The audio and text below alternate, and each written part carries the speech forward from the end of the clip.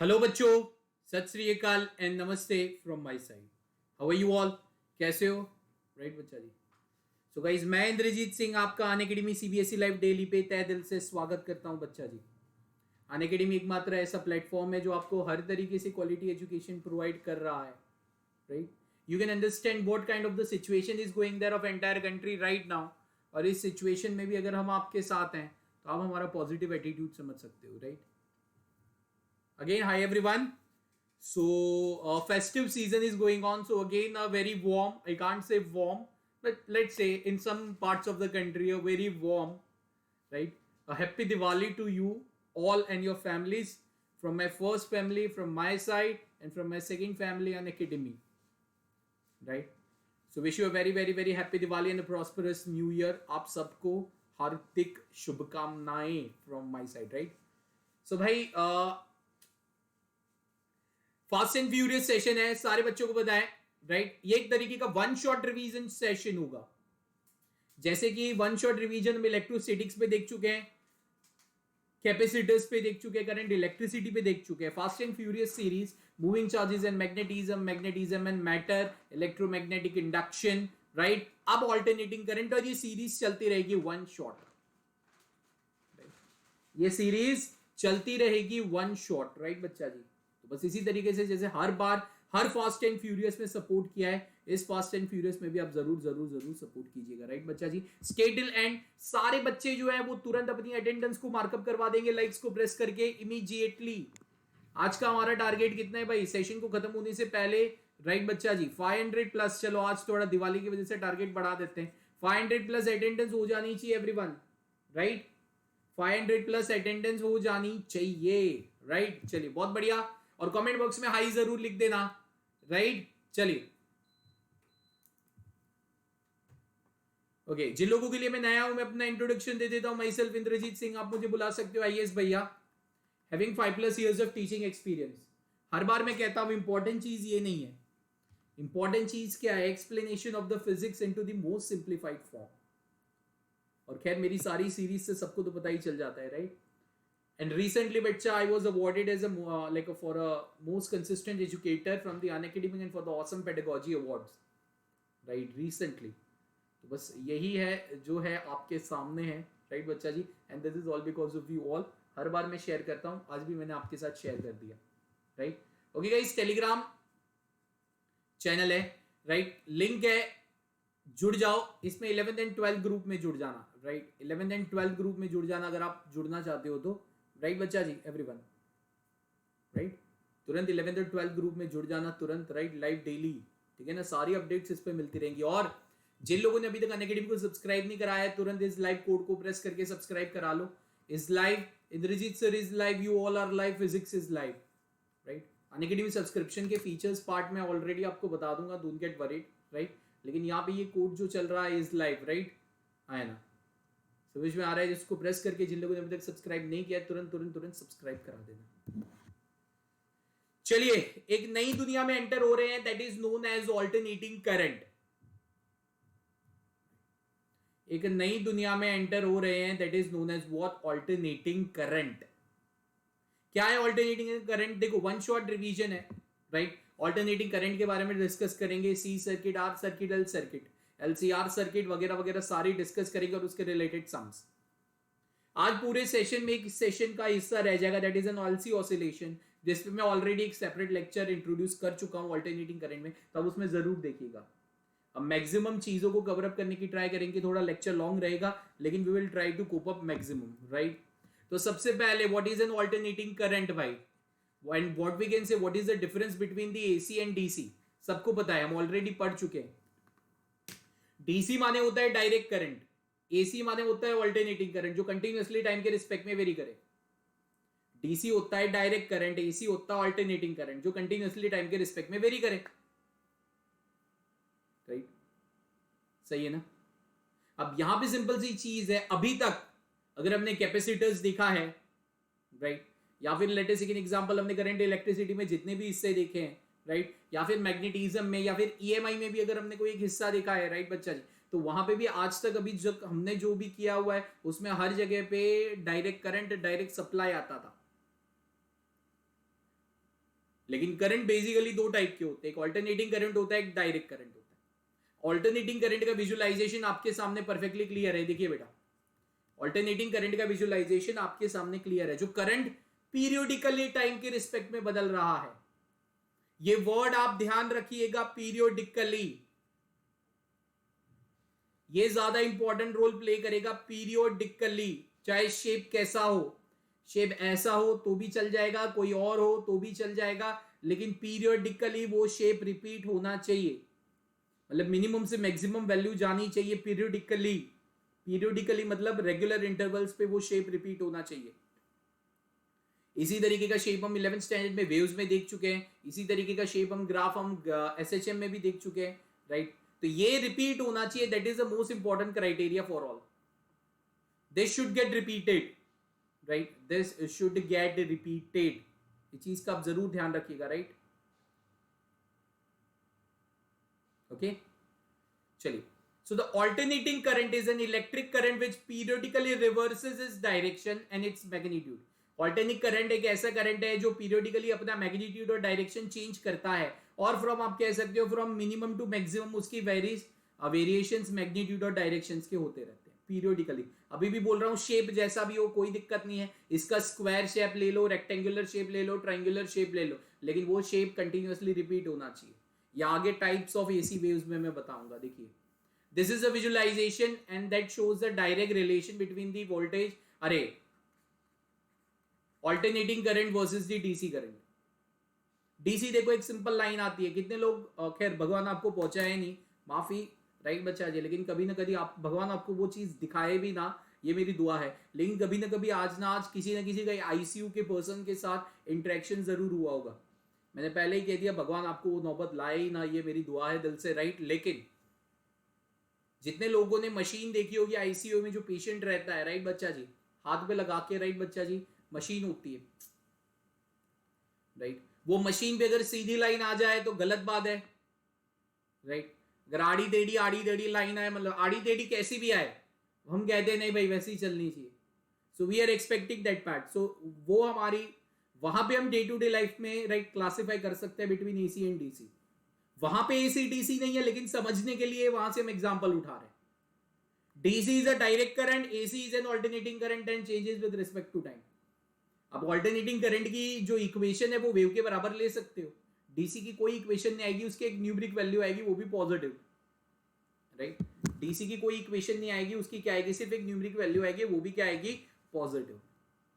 सो ये विजुअलाइजेशन आपको बताता है what is an actual difference between the alternating current and the direct current, right. चलिए आगे की तरफ चलते हैं बेटा। नाउ मैंने आपको क्या बोला था, पीरियोडिकली शेप रिपीट होना चाहिए, types of AC waves, right. Periodically the shape should repeat in any AC wave, periodically shape should repeat,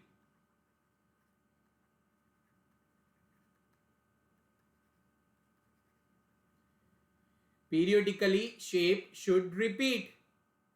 समझ में आ रहा है? अब देखो ऊपर वाला साइन वेव है, कोई दिक्कत नहीं है, नीचे वाला वेव वाला शेप अलग है, ये शेप अलग है, ये शेप अलग है, ये भी शेप अलग है, लेकिन अब हर एक में एक कॉमन चीज, all are the types of AC waves, right.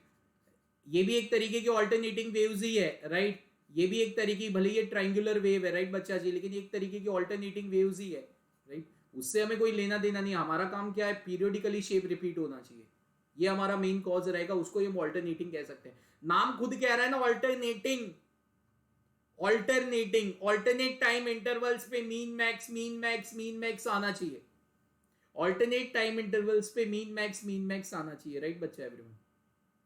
चलिए see there is a one simple classification table जो मैं आपके सामने रख रहा हूं between the alternating current and the direct current. Let's see what it is, right, and let's prove, right. See value of the current changes with respect to time, value of current is constant.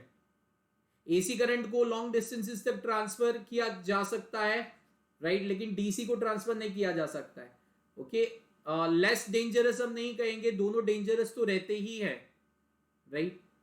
All metres, अच्छा एक चीज हमेशा याद रखना जिसपे सबसे ज्यादा MCQs आते हैं, राइट, जितनी भी हम ऑल्टरनेटिंग सर्किट है उसको हम कनेक्ट करेंगे, उसमें हमने जितने भी डिवाइस कनेक्ट करेंगे वो आरएमएस वैल्यू ही मेजर करेंगे।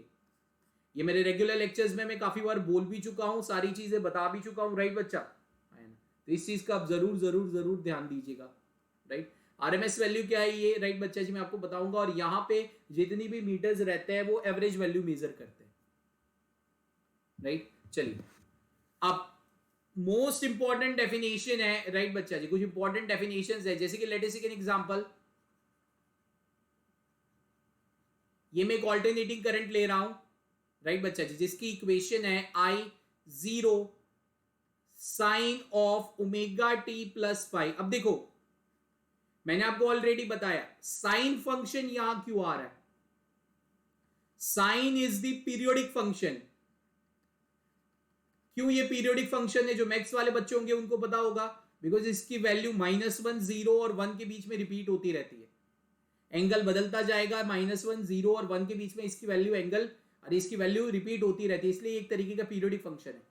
कुछ देर के बाद कुछ एंगल पे इसकी वैल्यू 1 होगी, कुछ एंगल पे 0 हो जाएगी, कुछ एंगल पे -1 होगी, कुछ एंगल पे फिर 1 हो जाएगी, right? So it changes up the periodically, इसलिए साइन फंक्शन यहां लिया गया है।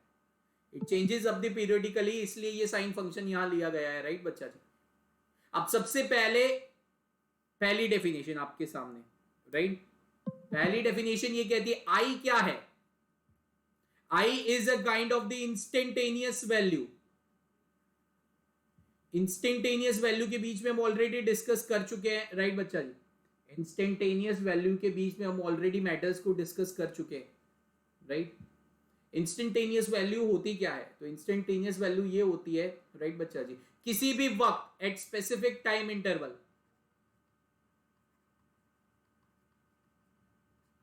What would be the value of current? क्योंकि करंट की वैल्यू मिनिमम से मैक्सिमम जा रही है ना, राइट? करंट की वैल्यू मिनिमम से मैक्सिमम जा रही है, तो किसी भी एक स्पेसिफिक वक्त पे कितना हो जाएगा? I0 क्या है? Current amplitude, sorry current peak value, और करंट एम्पलीट्यूड भी आप कह सकते हो। मतलब क्या कि 0 से लेकर शुरू होता है तो कितना मैक्सिमम वैल्यू जाएगा? I0। मिनिमम कितना आएगा? 0।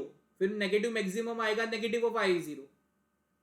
यही तो हम SHM में देखते थे, मैक्सिमम डिस्प्लेसमेंट होता था एम्पलीट्यूड। इसी तरीके से maximum displacement of the current, right, that is the current amplitude. Sine function is a periodic function, omega is a angular frequency, right? और फाई आपका हो जाएगा initial phase angle. Initial phase angle का कभी कभी दूसरा वर्ड भी आता है, राइट बच्चा जी, जिसको हम कहते हैं epoch, right? Initial phase angle का दूसरा भी वर्ड आता है जिसको हम क्या कहते हैं? एपॉक। समझ में आ रहा बेटा? अब ये सारी चीजें आपको पता ही है, राइट बच्चा जी? ऑलरेडी हम लाइव डेली लेक्चर्स में डिस्कस कर चुके हैं, राइट? मूविंग फॉरवर्ड, सी एसी, यहां पे एक टाइम पीरियड आता है। टाइम पीरियड एक इंपॉर्टेंट चीज लिख देता हूं। टाइम पीरियड होता है 2π/ω। एक साइकिल को कंप्लीट करने का टाइम पीरियड होता है for one complete cycle, right? For one complete cycle time period जो लगता है वो 2π/ω होता है, राइट? मतलब एक शेप क्रिएट करने में कितना टाइम लगता है, वो आपका 1 पीरियड होता है। मतलब वो 1 टाइम पीरियड का रिवॉल्यूशन होता है। Revolution for 1 time period. एक शेप, जो शेप रिपीट कर रहे हो कोई दिक्कत नहीं, स्क्वायर में पहले बता चुका हूं, वो एक शेप रिपीट, एक शेप बनने में कितना टाइम लग रहा है, वो आपका 1 टाइम पीरियड। फिर उतने ही टाइम इंटरवल पे वो शेप रिपीट होते रहेंगे, होते रहेंगे, होते रहेंगे, होते रहेंगे, होते रहेंगे, होते रहेंगे, राइट? उतने ही टाइम पीरियड पे वो शेप क्या हो जाएंगे? रिपीट होते रहेंगे। क्लियर बेटा एवरीवन? ठीक है, चलिए ध्यान से देखिएगा बेटा। ओके, अभी तक हमने जितनी भी सर्किट्स देखी उसमें डीसी सप्लाई को देखा है। अब हम ऑल्टरनेटिंग सप्लाई देखे हैं, राइट बच्चा जी? डीसी सप्लाई मतलब इस तरीके का सिंबल आता है, ऑल्टरनेटिंग सप्लाई मतलब इस तरीके का सिंबल आता है। ऑल्टरनेटिंग सप्लाई खुद कह रहा है, ऑल्टरनेटिंग सप्लाई खुद कुछ कह रहा है कि something is changing with respect to time, right? और डायरेक्ट करंट कह रहा है कि value is a constant, it is nothing is changing with respect to time, right? Nothing is changing with respect to time. चलिए, अब इस chapter की सबसे इंपॉर्टेंट चीज है फेजर। फेजर क्या है? फेजर बहुत इंपॉर्टेंट चीज है बेटा। फेजर इज, इसके बारे में हम ऑलरेडी डिस्कस कर चुके हैं। फेजर एक तरीके का रोटेटिंग वेक्टर है, राइट? जैसे कि let us take an example, मैं आपके सामने एक साइनोसॉइडल वेव ले रहा हूं, राइट। वैल्यू मिनिमम से मैक्सिमम जा रही है या जीरो से मैक्सिमम जा रही है, राइट, उसको रिप्रेजेंट करने के लिए एक वेक्टर लिया जाता है जिसको हम कहते हैं फेजर। देखो ये जो आपको विजुअलाइजेशन दिख रहा है ना, ये वाला, ये वाला जो दिख रहा है ना, ये एक रोटेटिंग वेक्टर है। हमने इक्वेशन क्या देखी थी, y इज इक्वल टू, और यू कैन से, राइट, इस इक्वेशन को हम करंट की इक्वेशन को ले लेते हैं, राइट, हम करंट की इक्वेशन को ले लेते हैं। करंट की इक्वेशन थी I is equal to I0 sine of omega t plus five. यही डेफिनेशन हमने अभी देखी थी ना बेटा एवरीवन। तो ये एंगुलर फ्रीक्वेंसी ओमेगा क्या है,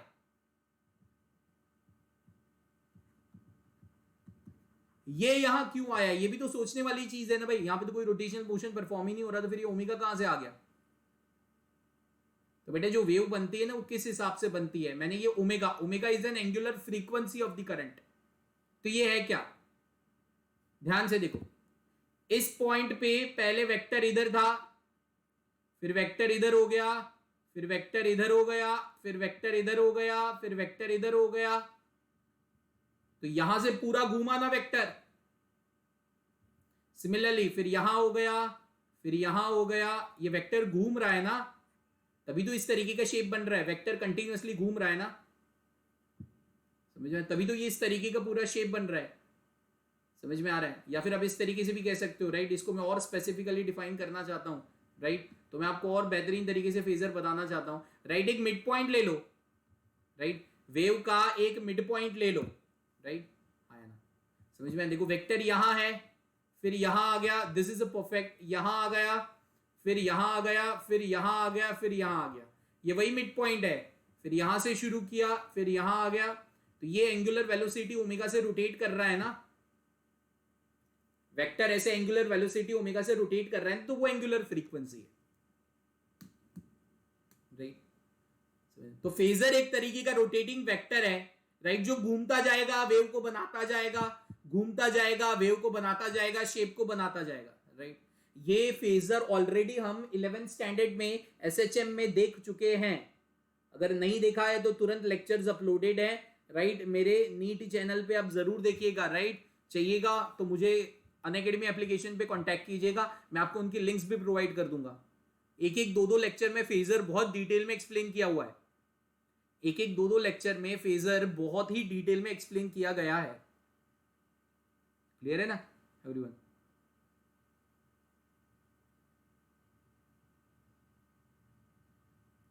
चलिए, तो फेजर सबके दिमाग में आ गया होगा, रोटेटिंग वेक्टर है, राइट, और इसका गहरा रिलेशन है इस इक्वेशन के साथ। इस इक्वेशन के साथ फेजर का बहुत ही गहरा रिलेशन है, राइट। आगे समझ आएंगे, हम जब फेजर प्लॉट करेंगे तब मैं आपको बताऊंगा, राइट। देखिए, it is a rotating vector, पहले जीरो पे था तो फेजर की पोजीशन ये हो गई, फिर यहां आया तो पोजीशन ये हो गई, समझ में आया, फिर यहां आया तो पोजीशन ये हो गई, फिर टॉप पे आया तो पोजीशन ये हो गई, फिर इधर आया तो फिर ये पोजीशन, फिर ये पोजीशन, फिर जीरो। तो वेक्टर पूरा रोटेट कर रहा है। देखो सर्कुलर पाथ पे पूरा रोटेटिंग फेजर है, और यहां पे पूरे एक वेव का शेप बन रहा है। फिर वो एक राउंड कंप्लीट करेगा, पूरा एक वेव का शेप बनेगा, दूसरा राउंड कंप्लीट करेगा, दूसरा एक का वेव का शेप बनेगा, शेप, तीसरा राउंड, तीसरा शेप। अगर वेव बनती जा रही है तो फेजर भी उतना तेजी से घूमता ही जा रहा है, राइट। इधर फेजर तेजी से घूमता जाएगा। अच्छा, एक चीज हमेशा याद रखना फेजर के related, it always rotates in anti clockwise direction, it always rotates in anti clockwise direction, right. और फेज एंगल जो होता है, राइट बच्चा, ये पहला पॉइंट है। Second, phase angle is always calculated, ये हमेशा याद रखना, यहां पे बच्चे राइट गलती करते हैं। It is always with respect to positive x axis, it is always with respect to positive x axis, right.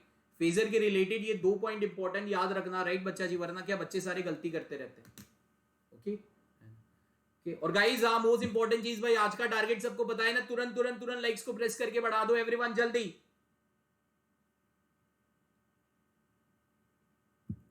Everyone तुरंत बेटा बढ़ा दो, राइट, सारे बच्चे जो प्रेजेंट है वो तुरंत बढ़ा दीजिएगा।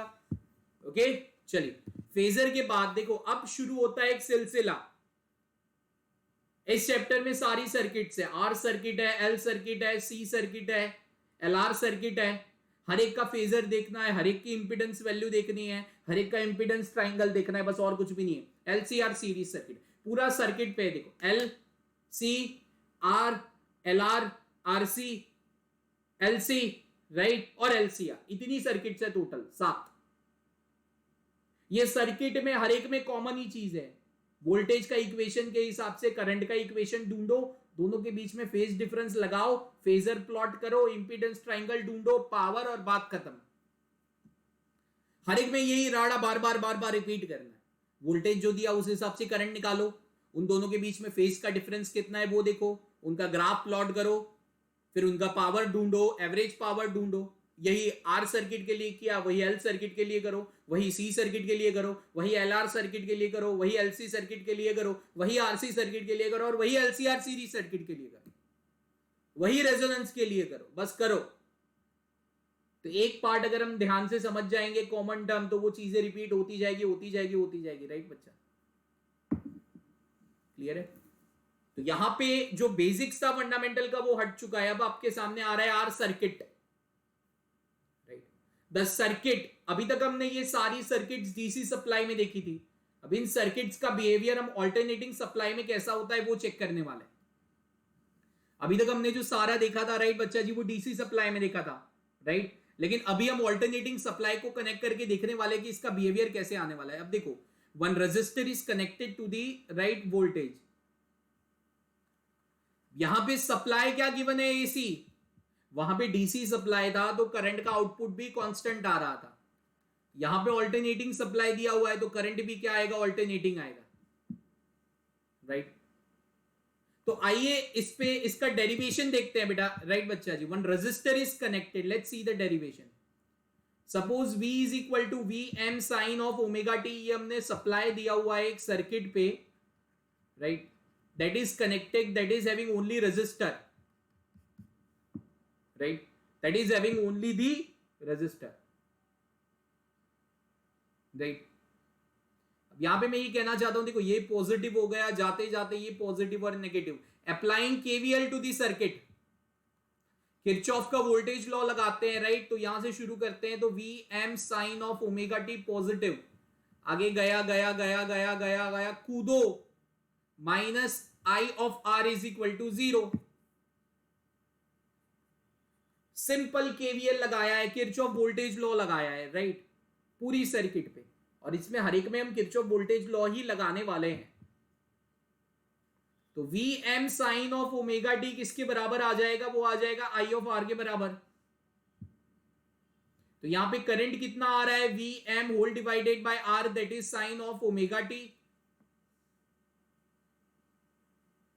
तो वी एम बाय आर, देखो वी एम है वोल्टेज एम्पलीट्यूड, राइट? आर है resistance value that is connected across the circuit. तो यहां पे क्या मैं करंट एम्पलीट्यूड को इस तरीके से लिख सकता हूं, करंट एम्पलीट्यूड, राइट? क्या मैं उसको लिख सकता हूं वी एम बाय आर। तो यहां पे आई क्या हो जाएगा, I of M that is sine of omega T, I of M that is sine of omega T. बहुत सिंपल सी चीज है, राइट एवरीवन? तो यहां पे मांजरा क्या है, आपने दिया कितना था, V M sine omega t, आया कितना, I M sine omega t. अब यहां पे इनका दोनों का बिहेवियर हमें स्टडी करना है, जैसे हम आर सर्किट के लिए स्टडी करेंगे वैसे सी सर्किट के लिए स्टडी करेंगे, राइट बच्चा जी? वैसे ही आगे एल आर आर सी सबके लिए स्टडी करेंगे। तो यहां पे पहले पॉइंट पे ये चीज जरूर देखनी जरूरी है, अदरवाइज ये आपको आगे बहुत दिक्कत कर सकती है, राइट? है ना, या आगे आपको बहुत दिक्कत कर सकती है, राइट बच्चा? एवरीवन क्लियर है? चलिए तो ध्यान से देखिएगा बेटा एवरीवन, आइए इसकी तरफ चलते हैं। सबसे इंपॉर्टेंट चीज है, राइट? पावर, उसका वीआई ग्राफ, और फिर एग्जांपल्स देखते हैं, राइट? Don't get worried. अब सप्लाई कितना दिया था, VM sine of omega T, right? Current का आउटपुट कितना आ रहा है, सप्लाई कितना दिया था, VM sine of omega T, I am sorry, supply कितना दिया था, VM sine of omega T. Current क्या आ रहा है, I M sine of omega T, right बच्चा? तो इसका फेजर भी तो प्लॉट करना पड़ेगा ना। लेकिन फेजर को प्लॉट करने से पहले let us calculate the average power and instantaneous power. तो इंस्टेंटेनियस पावर तो क्या हो जाएगा, V I, V instantaneous I instantaneous. तो वी इंस्टेंटेनियस क्या है, V M sine of omega t, and I instantaneous क्या है, I M sine of omega T. तो इंस्टेंटेनियस पावर तो आपके सामने आ गया इक्वेशन में। Now what is an average power through one cycle, वो हम किस तरीके से कैलकुलेट करेंगे, the average power over one complete cycle, ये हम किस तरीके से कैलकुलेट करने वाले, that is the most important part. So P average that is 1/t integration of 0 to t, right, V M I M, right बच्चा जी, बाई 2, और ऊपर हो जाएगा sine square omega T, right, 2 काट दो तो भी चलेगा। अब इसका अगर आप इंटीग्रेशन कर रहे हो तो एवरेज पावर इज 0, ये ऑलरेडी हम लाइव डेली लेक्चर्स में देख चुके हैं। द एवरेज पावर कंज्यूम्ड और average power over one complete cycle in R circuit is 0। The average power over the one cycle in the R circuit is 0. ये और detail में कब समझ में आएगा, जब मैं आपको VI ग्राफ बताऊंगा। देखो V क्या है, Vm sine of omega t, I क्या है, Im sine of omega t. आइए इसको फेजर के फॉर्म में प्लॉट करते हैं और इसका ग्राफ देखते हैं। देखो इसका V वर्सेस I ग्राफ कैसा आएगा, देखो V and I versus with respect to time. देखो ये आपका वोल्टेज वर्सेस टाइम ग्राफ रहेगा, right, V is equal to Vm sine of omega T. Current का भी वैसा ही कुछ ग्राफ आएगा, करंट का भी देखो, दोनों के बीच में फेज डिफरेंस क्या है, 0 है। अब इक्वेशन को देखो, दोनों में फेज डिफरेंस क्या है, 0 है। अब इक्वेशन को देखो एक बार, राइट, तो करंट का भी इस तरीके से ग्राफ आएगा, खाली एम्पलीट्यूड थोड़ा कम आएगा, क्योंकि यहां पे Im की वैल्यू क्या है, Vm/R है ना, तो ये करंट का ग्राफ आएगा। दोनों एक दूसरे पे ओवरलैप कर रहे हैं, राइट। ये हो जाएगा वोल्टेज एम्पलीट्यूड, राइट, और ये हो जाएगा आपका, सॉरी, नीचे वाला हो जाएगा करंट एम्पलीट्यूड और ऊपर वाला हो जाएगा वोल्टेज एम्पलीट्यूड। सिमिलरली यहां पे ये हो जाएगा negative maximum voltage amplitude, right, और ये हो जाएगा आपका करंट एम्पलीट्यूड। तो इस पे भी क्वेश्चंस आते हैं, V वर्सेस I ग्राफ इसका ऐसा आता है, राइट। अब फेजर ड्रॉ करते हैं, फेजर क्या कहना चाहता है, राइट बच्चा जी, वो भी देख लेते हैं। देखो फेजर V का फेजर कैसा आएगा, ये V का फेजर हो गया Vm sign omega T, 0 degree बना रहा है, इनिशियल फेज एंगल 0 है। इनिशियल फेज मतलब क्या, ध्यान से देखो बेटा, चलो इनिशियल फेज में कैसे बताऊं, ध्यान से देखो। इनिशियल फेज मतलब क्या, राइट बच्चा जी, वो पहले समझ लो। इनिशियल फेज अगर 0 है तो फेजर यहां से शुरू होगा। इनिशियल फेज अगर 30 डिग्री है तो फेजर यहां से घूमना शुरू होगा एंटी क्लॉकवाइज। इनिशियल फेज अगर 90 है तो वर्टिकल पोजीशन से शुरू होगा। वैसे दोनों इक्वेशन में देखो इनिशियल फेज 0 है, मतलब दोनों यहीं से कहीं से शुरू होने वाले हैं, राइट, राइट। ये हो जाएगा Vm sign omega T, right बच्चा जी, ये हो जाएगा Im साइन ओमेगा टी। और फेजर को देख के एक मोस्ट इंपॉर्टेंट रिजल्ट निकल रहा है, right, neither current Leeds nor, ना करंट लीड कर रहा है ना वोल्टेज लीड कर रहा है, दोनों साथ साथ में चल रहे हैं, दोनों एक दूसरे की तरफ ओवरलैप कर रहे हैं। ना करंट लीड कर रहा है ना वोल्टेज लीड कर रहा है, दोनों साथ साथ में चल रहे हैं, दोनों एक दूसरे को ओवरलैप कर रहे हैं, राइट बेटा, एवरीवन क्लियर है। तो ये आर सर्किट है।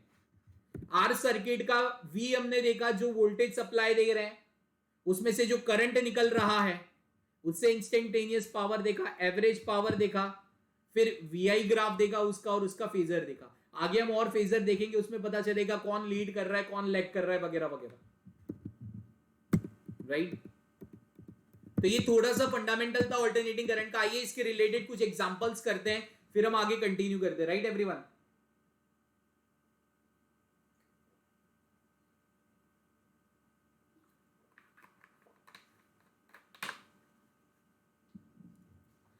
सारे बच्चे गाइस लाइक्स को जरूर प्रेस करते रहिएगा, हमारा टारगेट है जैसे ही 200 प्लस हो जाएगी मैं सेशन को खत्म कर दूंगा एवरीवन। जैसे ही 200 प्लस लाइक्स हो जाएगी मैं इस सेशन को खत्म कर दूंगा। ठीक है बेटा, जैसे ही 200 प्लस हो जाएगी मैं इस सेशन को खत्म कर दूंगा। कम ऑन एवरीवन, जल्दी अपनी अटेंडेंस को मार्कअप करवा दीजिए। पहला example, the power transmitted from the power house on the high voltage AC because, आपके घर जो भी इलेक्ट्रिसिटी आती है आपके रिस्पेक्टिव पावर हाउस से आती है, तो वहां से आप तक कौन से फॉर्म में ट्रांसफर किया जाता है? ऑल्टरनेटिंग करंट के फॉर्म में। डीसी के फॉर्म में क्यों ट्रांसफर नहीं किया जाता? Why? You are having the 4 option, come on 60 second you are having. सारे बच्चे जो प्रेजेंट है वो जवाब दे दीजिएगा एवरीवन।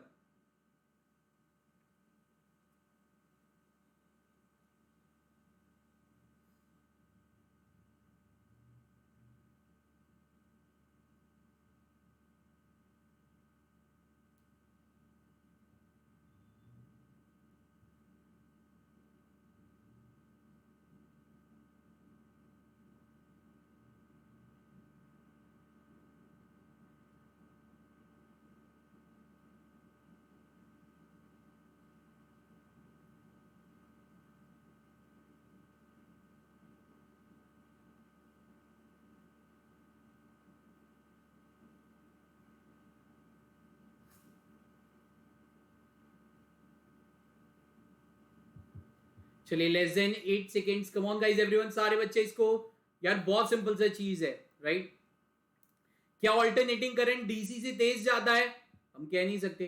देखो सीपीपीएमटी 1984 और 85 दो बार ये पूछा गया क्वेश्चन है right. It is difficult to generate the power at low voltage, गलत। Chances of sealing transmission lines are minimise, गलत। नहीं, alternating current is more cheap than direct current. यार इस पे ही तो पूरा झगड़ा हुआ था, current war, Tesla versus Edison. Tesla कहते कहते मर गया कि मैं एसी ऑल्टरनेटिंग करंट है वो चीप है, लेकिन एडिसन चिल्लाते चिल्लाते ये क्या गया भाई, नहीं मेरा डीसी करंट ही सही है राइट, मेरा डीसी करंट ही सब कुछ है राइट बेटा एवरीवन। तो यहां पे तो मैं सबको यही कहना चाहता हूं बेटा, बहुत सिंपल सी चीज है, alternating current versus direct current. Alternating current is a more cheaper right, और ये हमारी गवर्नमेंट को और पावर हाउस को मोर इकोनॉमिकल एडवांटेज मिलता है इसका राइट, इसलिए ऑल्टरनेटिंग करंट के फॉर्म में ट्रांसफर किया जाता है फ्रॉम योर पावर हाउस। ये भी एक ट्रांसमिशन है, किस तरीके से बताया, आपके पावर हाउस से राइट बच्चा, जो ऑल्टरनेटिंग की मदद पे आपके घर के नजदीक वाले खंबे पे आता है, वहां से आपके घर की मीटर पे आता है, तो सारा वोल्टेज डिवीजन होता है राइट एवरीवन। फिर आपके घर में से अंदर आते हैं, फिर डिवाइसेस, आपके डिवाइसेस तो डीसी पे वर्क करते हैं राइट, फिर उस पे रेक्टिफायर सर्किट्स कनेक्ट करके उसको डीसी वोल्टेज कम किया जाता है। आपके घर के बाहर स्टेप डाउन ट्रांसफॉर्मर लगाया जाता है ताकि उसको वोल्टेज को कम किया जाए, क्योंकि पावर हाउस से बहुत हाई वोल्टेजेस पे आता है, वहां पे स्टेप अप ट्रांसफॉर्मर्स, अगर आप स्टेप अप ट्रांसफॉर्मर यूज करके वोल्टेजेस को बढ़ाओ ना, तो एक जगह से लॉन्ग डिस्टेंसेस तक ट्रैवल नहीं कर सकता करंट राइट, इसलिए। क्लियर है? तो it is a very cheap. Okay चलिए next question, alternating current can not be measured by DC meter because, alternating current DC meter की वजह से मेजर नहीं कर सकता। देखो जो कुछ थियोरेटिकल पार्ट अगर मुझे कुछ बोलना रह गया होगा ना, तो वो मैं न्यूमेरिकल के फॉर्म में आपके सामने रखूंगा, मतलब थियोरी भी अटेंड करनी है, न्यूमेरिकल भी वन शॉट में, तो दिक्कत नहीं होगी राइट एवरीवन। चलिए 60 second you are having, come on answer into the comment box for this everyone.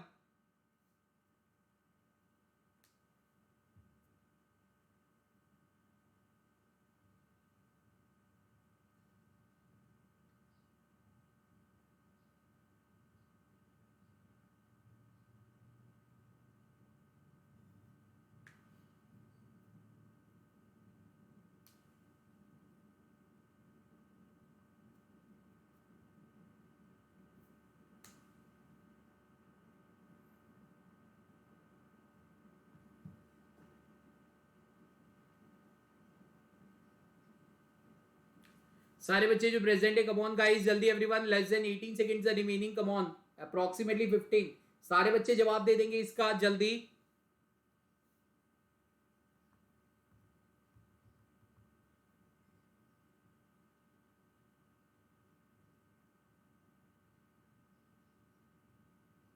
चलिए, alternating current can not be measured by DC ammeter because AC can not pass through, गलत, AC is virtual, गलत, AC changes its direction, गलत, average value over the one complete cycle zero हो जाती है।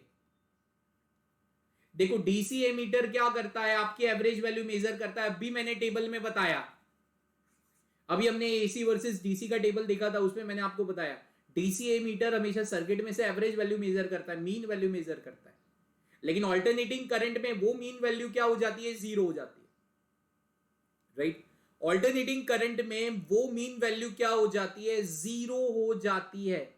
अब वो mean value आपकी completely zero हो जाने वाली है, राइट बच्चा जी, है ना, वो मीन वैल्यू अगर कंप्लीटली आपकी जीरो हो जाने वाली है, राइट, है ना, तो फिर मेजरमेंट करने का फायदा क्या, आप कनेक्ट करेंगे तो भी रिप्लाई तो आएगा ही नहीं, आउटपुट तो आने ही नहीं वाला, right. So here the average value of the one complete cycle is zero, इसलिए आप डीसी मीटर कनेक्ट भी कर दोगे, राइट बच्चा जी, हाँ या ना, तो भी आपको रिप्लाई जीरो ही देगा, क्यों, क्योंकि वो एक वन कंप्लीट साइकिल की एवरेज वैल्यू मेजर करेगा, वो तो ऑल्टरनेटिंग करंट में जीरो ही आने वाली, right. So here the average value of the one complete arm cycle is a zero, that is the perfect answer. Clear है?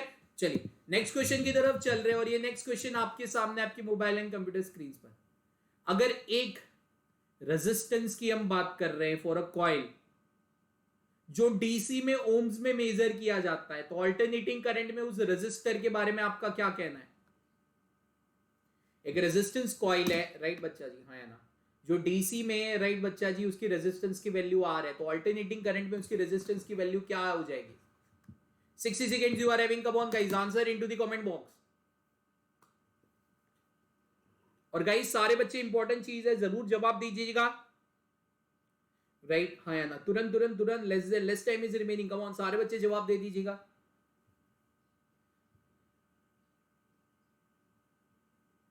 और गाइस यार मोस्ट इंपॉर्टेंट चीज, सारे बच्चे अपनी अटेंडेंस को मार्कअप जरूर करवा दीजिएगा लाइक्स को प्रेस करके, कम ऑन एवरीवन इमीडिएटली, सारे बच्चे अपनी अटेंडेंस को मार्कअप जरूर करवाइएगा लाइक्स को प्रेस करके, कम ऑन, ठीक है। चलिए less than half time is remaining, DC और एसी का सीधा कंपैरिजन है जो हम ऑलरेडी अभी देख चुके हैं, राइट।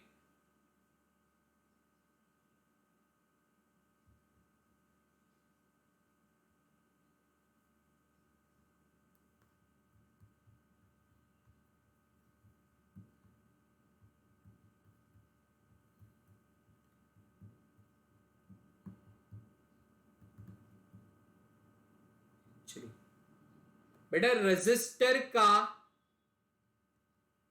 रेजिस्टर हम जो कनेक्ट करते हैं वो एक तरीके का फिक्स वैल्यू रेजिस्टर होता है।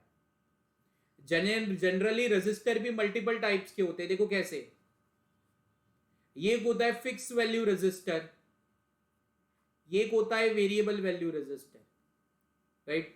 अगर जिन लोगों ने स्कूल की रैप में रियोस्टेट्स देखे होंगे, राइट, तो वो एक तरीके के वेरिएबल रेजिस्टर्स है। ये वाले फिक्स वैल्यू, जितने भी हम थियोरेटिकल रेजिस्टर्स यूज करते हैं, जितने भी कैलकुलेशन में रेजिस्टर यूज करते हैं, वो सारे फिक्स वैल्यू रेजिस्टर होते हैं। आप चाहे कोई सप्लाई अप्लाई कर दो, कोई फर्क नहीं पड़ता, चाहे कितना भी सप्लाई अप्लाई कर दो, कोई फर्क नहीं पड़ता, इसलिए रेजिस्टेंस की वैल्यू क्या रहेगी, will remain same, and that is the perfect answer, right. Clear है बेटा? चलिए नेक्स्ट क्वेश्चन की तरफ चल रहे हैं, और ये नेक्स्ट क्वेश्चन आपके सामने आपके मोबाइल एंड कंप्यूटर स्क्रीन पर। अगर instantaneous value given at this, तो आरएमएस वैल्यू क्या आएगी? अब देखो आरएमएस वैल्यू, इंस्टेंटेनियस वैल्यू और पिक वैल्यू, इन तीन के बीच का डिफरेंस बताना जरूरी है। RMS value, instantaneous value, right बच्चा जी, and peak value, RMS value, instantaneous value and peak value, इन तीनों के बीच का डिफरेंस बताना जरूरी है, राइट। तो ये इक्वेशन दी हुई है, इस क्वेश्चन में मैं उसका पूरा डिफरेंस बताने वाला हूं, बने रहिएगा, जो हमने पहले थियरी में नहीं किया है वो एग्जांपल में आएगा, ठीक है। चलिए 60 seconds you are having, come on guys, everyone answer into the comment box.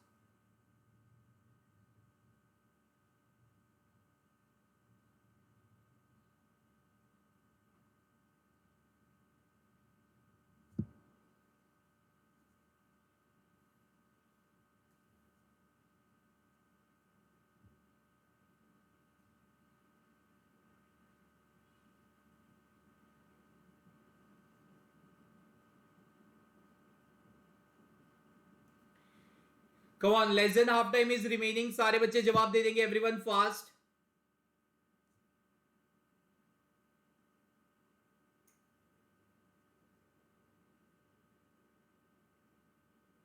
अभी इसके बाद हम कवर अप करने वाले C circuit, L circuit, right, LCR series circuit, उनकी इंपेडेंस वैल्यू, राइट बच्चा जी, उनके इंपेडेंस ट्रायंगल, सारी चीजें कवर अप करने वाले, राइट। तो बने रहिएगा टिल एंड, राइट, संडे का दिन है, राइट, बने रहिएगा, ओके।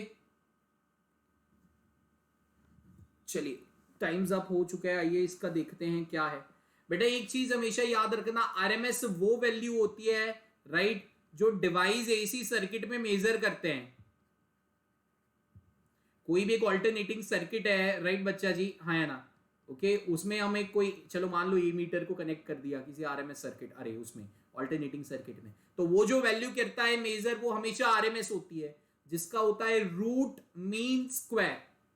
11th स्टैंडर्ड में काइनेटिक थ्योरी ऑफ गैसेस में ऑलरेडी आप देख चुके हो, root mean square, right. Peak value voltage amplitude होता है, इंस्टेंटेनियस वैल्यू तुरंत इस समय पे कितनी वैल्यू है वो होती है। तो रिलेशन क्या है, देखो इंस्टेंटेनियस वैल्यू तो ये गिवन है 4 ऑफ, राइट बच्चा जी, हाँ है ना, ओमेगा टी प्लस पाई।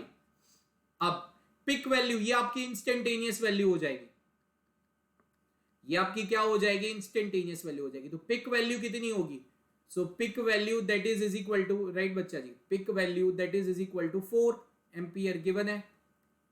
तो यहां पे आरएमएस और पिक के बीच का सबसे इंपॉर्टेंट रिलेशन है RMS that is equal to peak value whole divided by √2। ये हम ऑलरेडी देख चुके हैं, राइट बच्चा जी, है ना, RMS is equal to peak whole divided by √2। तो यहां पे हमारी आरएमएस वैल्यू हमारी कितनी आएगी, राइट, पिक कितनी दी हुई है 4 बाई √2, सो IRMS वैल्यू हमारी हो जाएगी 2√2 इन ampere, and this is the perfect answer. RMS value हो जाएगी हमारी क्या 2√2, and that is the perfect answer, right. तो ये रिलेशन, ये सेकंड हमारा परफेक्ट आंसर रहेगा। ये रिलेशन सबसे ज्यादा काम लगता है, right, you have to remember this,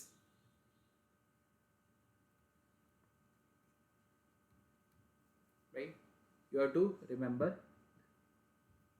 clear बेटा एवरीवन, सारे बच्चे जो प्रेजेंट है वो जवाब दे देंगे।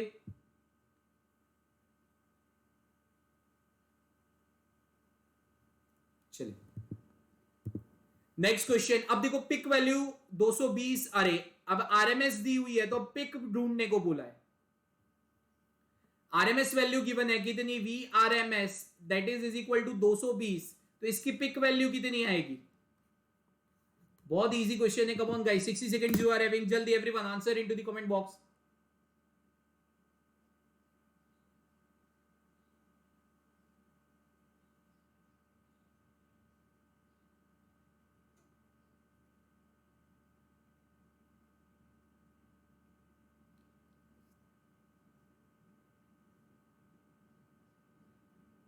सारे बच्चे भाई अपनी अटेंडेंस को मार्कअप जरूर करवा लेना, राइट बच्चा, हमें पता तो चलना चाहिए हमारी फिजिक्स आप तक पहुंच रही है कि नहीं पहुंच रही है, राइट।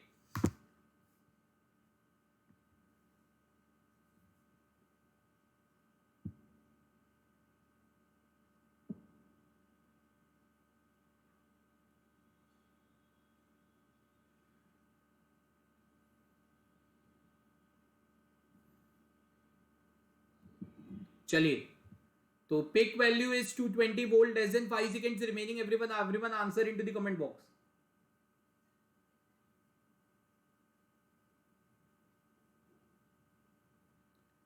चलिए यार, अब भी मैंने एक रिलेशन बताया, RMS is always peak by √2, right. तो हमें यहां आरएमएस वैल्यू दी हुई है तो पिक वैल्यू ढूंढनी है, तो करना क्या है, बहुत सिंपल सी चीज है, RMS value is given that is equal to peak by √2, तो पिक क्या हो जाएगा, RMS into √2।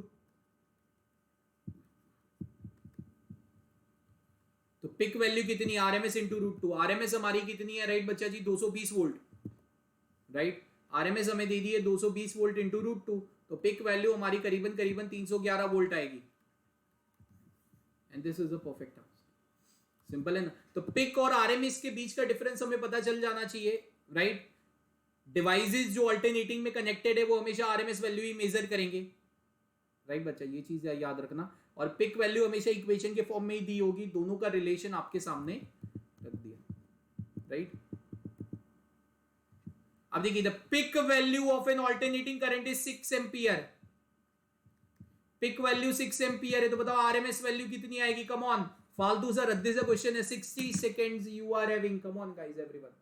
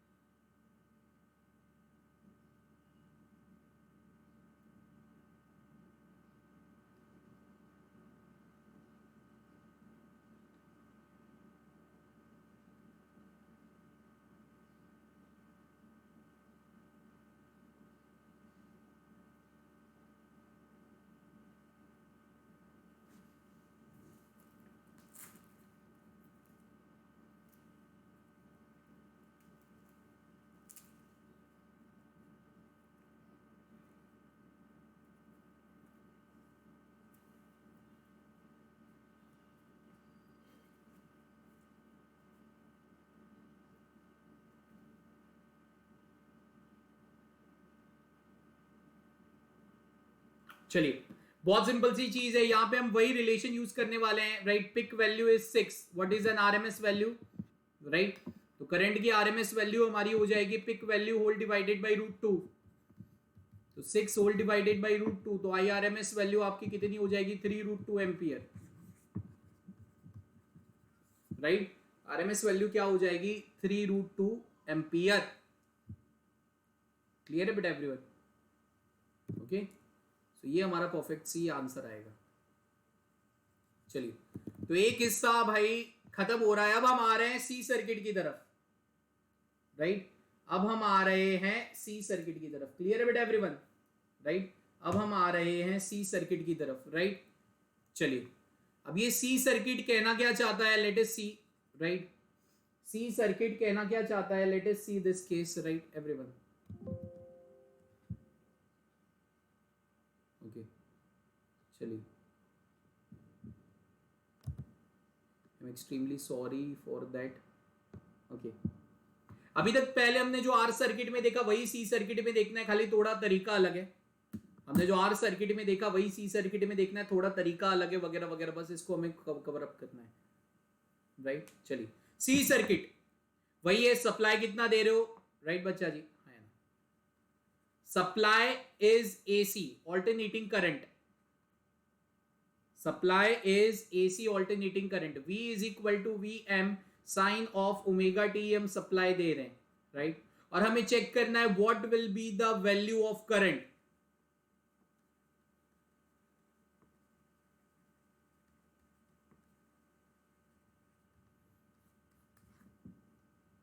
What will be the value of current? Current की क्या इक्वेशन आएगी? तो चलिए भाई डेरिवेशन देख लेते हैं. Applying Kirchhoff law.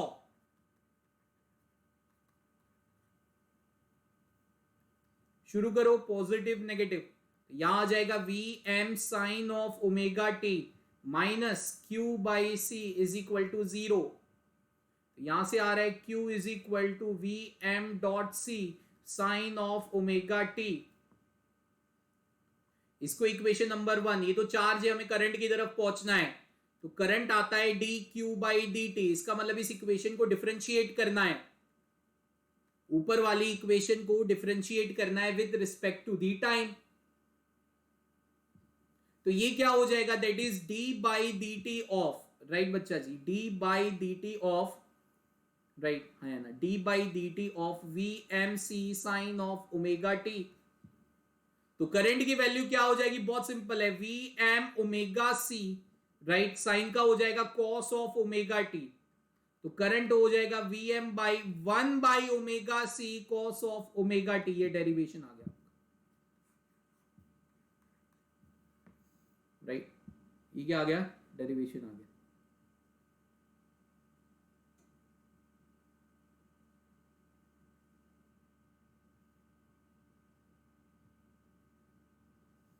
Right, clear है बेटा एवरीवन? तो अब देखो यहां पे मैं इसको लिख रहा हूं I is equal to I M cos of omega T. Cos को मैं लिख सकता हूं आई एम. राइट बच्चा जी, कॉस को मैं लिख सकता हूं ना बेटा एवरीवन? कॉस को मैं लिख सकता हूं इधर sine of omega t plus pi by 2. Right. और यहाँ पे आई एम की वैल्यू क्या हो जाएगी, वी एम बाई एक्स सी। ये एक्स सी क्या है, वहां तो रजिस्टर था, यहाँ तो रजिस्टर है ही नहीं। मैं तुम लोगों को ये पूछना चाहता हूं कि अगर सर्किट में रजिस्टर नहीं होता, अगर सर्किट में रजिस्टर नहीं होता, राइट बच्चा जी, अगर मान लो सर्किट में रजिस्टर है ही नहीं, राइट, तो क्या रिएक्टेंस होगा ही नहीं, करंट को कोई रेजिस्ट ही नहीं करेगा, गलत। Generally capacitors and current electricity वाले चैप्टर्स में, राइट, करंट को रेजिस्टेंस प्रोवाइड किया जाता है, राइट, लेकिन वो चीज हम कंप्लीटली अवॉइड करते हैं, उस चीज को हम कंप्लीटली निग्लेक्ट करते हैं, समझ ना। रेजिस्ट तो कैपेसिटर भी करेगा, वरना हीट कहां से जनरेट होती है, रेजिस्ट हर एक कोई करता है, कोई कम कोई ज्यादा, कोई नेग्लिजिबल कोई अवॉइडेबल, मतलब कोई अवॉइड, किसी को अवॉइड कर सकता है किसी को नहीं। तो यहाँ पे हम केवीएल को अप्लाई कर रहे हैं, राइट बच्चा जी। तो यहाँ पे रेजिस्टर, अरे कैपेसिटर की तरफ से भी, राइट बच्चा जी, कुछ रिएक्टेंस प्रोवाइड होता है। एक्चुअल टर्म रेजिस्टेंस नहीं है, एक्चुअल टर्म है रिएक्टेंस। एसी करंट, एसी की दुनिया के लिए एक्चुअल टर्म रिएक्टेंस है। करंट फ्लो कर रहा है, उसके सामने रिएक्ट करना, रिएक्टेंस। तो कैपेसिटर में रिएक्टेंस आता है एक्ससी, जिसको कहा जाता है कैपेसिटिव रिएक्टेंस। क्या कहा जाता है, कैपेसिटिव रिएक्टेंस। क्लियर है बेटा, क्या कहा जाता है, कैपेसिटिव रिएक्टेंस। ये एक अलग दुनिया है, राइट, ये क्या है, एक तरीके की अलग दुनिया है, कैपेसिटिव रिएक्टेंस। क्लियर है बेटा एवरीवन, सारे बच्चे जो प्रेजेंट है वो जवाब दे दीजिएगा। क्लियर है, ओके, ये एक अलग दुनिया है, राइट, एक्सी। अब देखिए आगे हमें वीएम की इक्वेशन मिल गई है, right, V is equal to V M sine of omega t. इसके सामने करंट की इक्वेशन आएगी आई एम साइन ऑफ, अब आ गया, अब ओवरलैपिंग नहीं हो रही थी, जो आर सर्किट में ओवरलैपिंग हो रही थी वो यहां सी सर्किट में नहीं हो रही है। जो आर सर्किट में ओवरलैपिंग हो रही थी वो सी सर्किट में ओवरलैपिंग नहीं हो रही है। मतलब यहां पे या तो करंट लीड करेगा या तो वोल्टेज लीड करेगा, ये इंपॉर्टेंट है, राइट। तो आर सर्किट में से और सी सर्किट में से हमने दो नई चीजें सीखी है। पहला, आर सर्किट में रेजिस्टेंस करंट को अपोज करता था, सी सर्किट में रिएक्टेंस आएगा। वैसे ये एल सर्किट में इंडक्टिव रिएक्टेंस आएगा।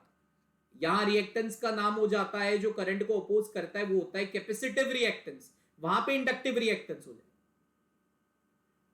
तो इस रिएक्टेंस की वजह से करंट और वोल्टेजेस जो है, राइट बच्चा जी, और डिवाइस की वजह से ओवरलैप नहीं हो रहे हैं, उनमें फेज डिफरेंस आ रहा है। तो यहां पे आपको क्या लग रहा है, what is the phase difference, the phase difference between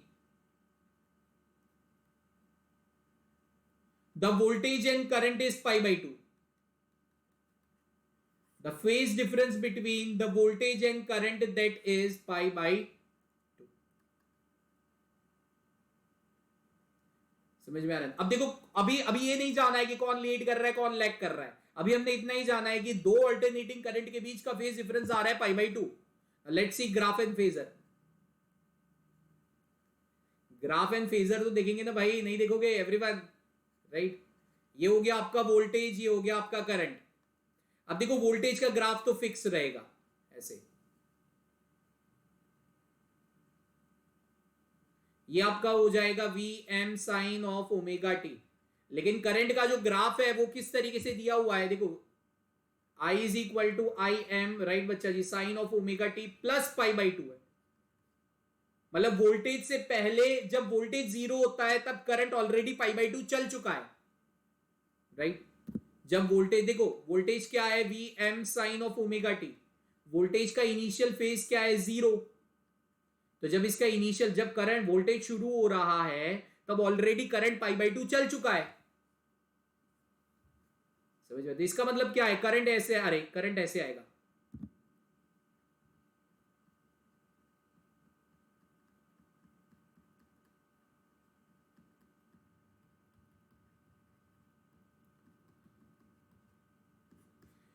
ये करंट हो गया, ये वोल्टेज हो गया, राइट।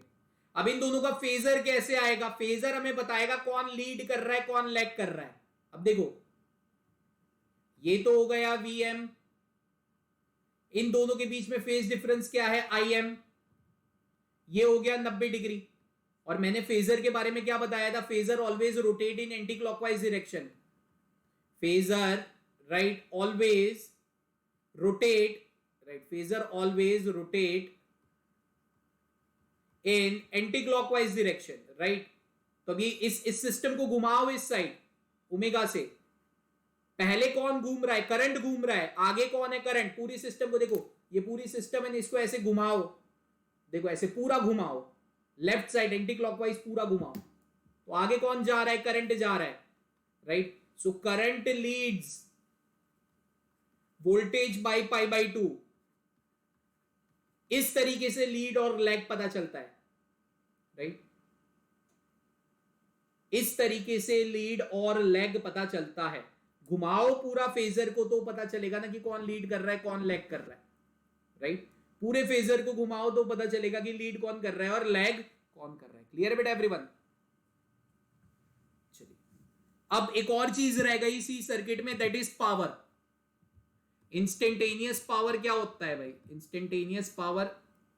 यार एक मिनट, हमने एक चीज गलत की है, राइट। एक चीज हमने गलत की है यार, ये एवरेज पावर जीरो नहीं होता, आई एम सॉरी। एक चीज मैंने गलत की यार, मेरा ध्यान नहीं रहा जल्दी में, राइट। है ना,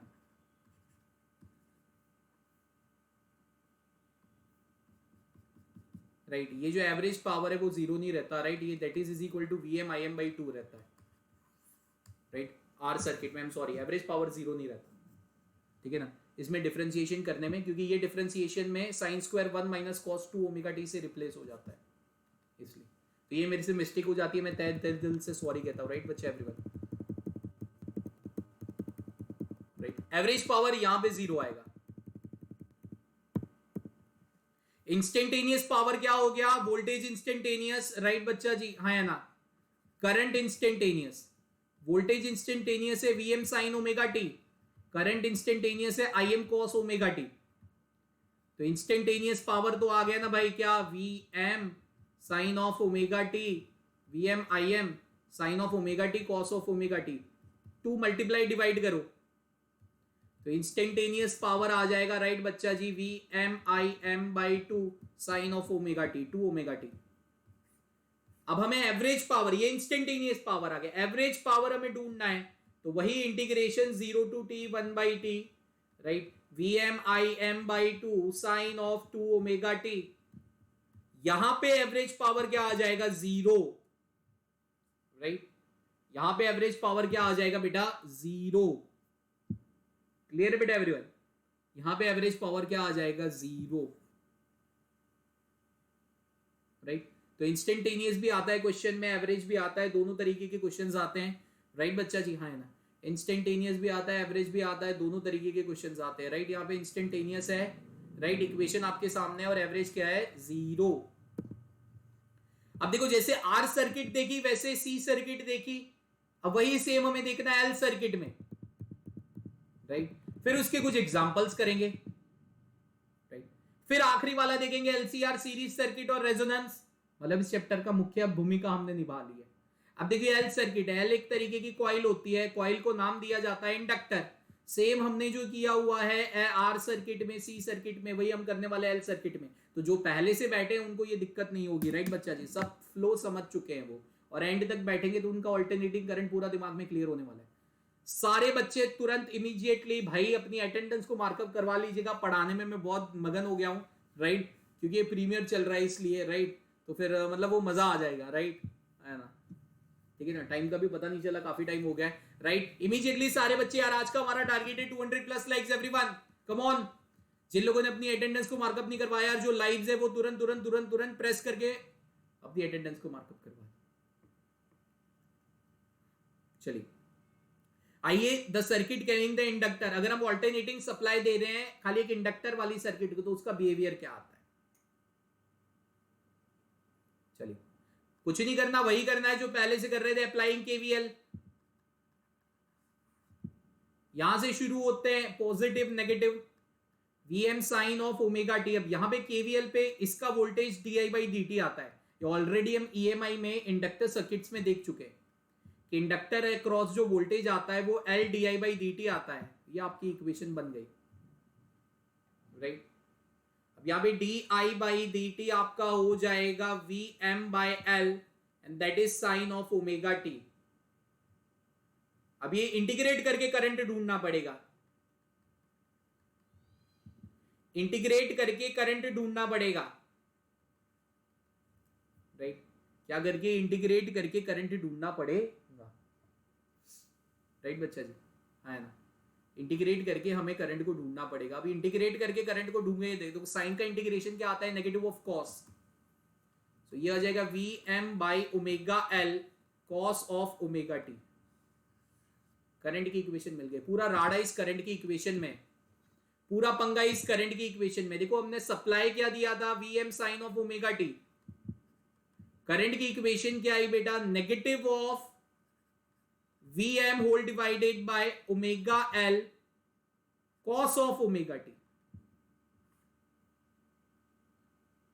तो यहां पे ये जो ओमेगा एल है ये हो जाएगा एक्सएल और ये हो जाएगा इंडक्टिव रिएक्टेंस। क्या हो जाएगा बेटा? Inductive reactance. जैसे कैपेसिटिव, जैसे रेजिस्टर सर्किट में रेजिस्टेंस हुआ करता था, कैपेसिटिव सर्किट में कैपेसिटिव रिएक्टेंस हुआ करता था, वैसे इंडक्टिव सर्किट में इंडक्टिव रिएक्टेंस है।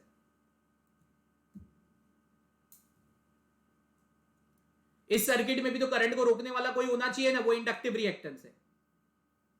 तो यहां पे ये फाइनल इक्वेशन आई की हो जाएगी I is equal to negative of I M cos of omega t, where I m that is equal to V M by X L. अब ये नेगेटिव का क्या पंगा है? ये बड़ा लफड़ा है।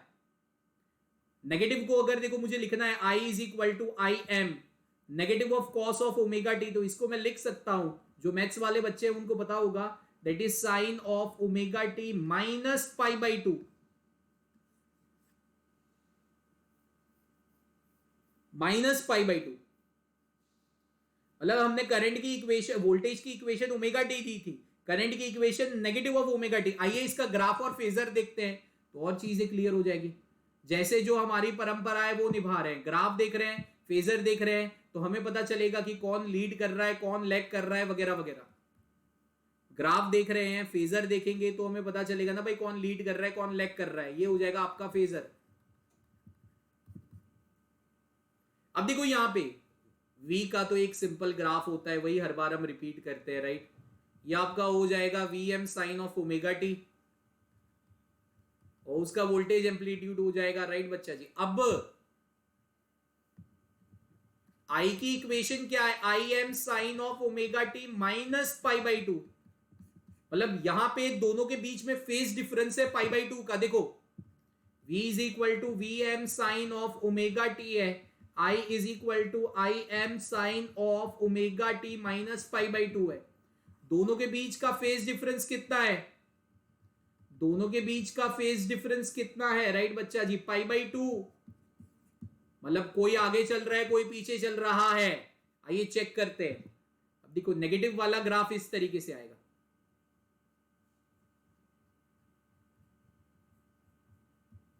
ये आपका करंट हो जाएगा एल सर्किट में। अब फेजर ड्रॉ करते हैं दोनों की इक्वेशन को लेके, राइट बच्चा जी? तो ये तो आपका आ गया वीएम। अब माइनस पाई बाई टू आएगा, करंट नीचे आएगा और इन दोनों के बीच में फेज डिफरेंस हो गया 90 डिग्री। अब दोनों को एंटी क्लॉकवाइज, फेजर को हम कहां घुमाते हैं? इज अ रोटेटिंग वेक्टर ना, तो इसको एंटी क्लॉकवाइज घुमाओ, इसको भी एंटी क्लॉकवाइज घुमाओ। आगे कौन चलेगा? ऐसे। अब वोल्टेज आगे चलेगा, राइट? तो यहां पे हम कहते हैं voltage leads current by 90 degree. Voltage leads current by 90 degree. Clear बेटा एवरीवन? सारे बच्चे जो प्रेजेंट है वो जवाब दे दीजिएगा, voltage leads current by 90 degree.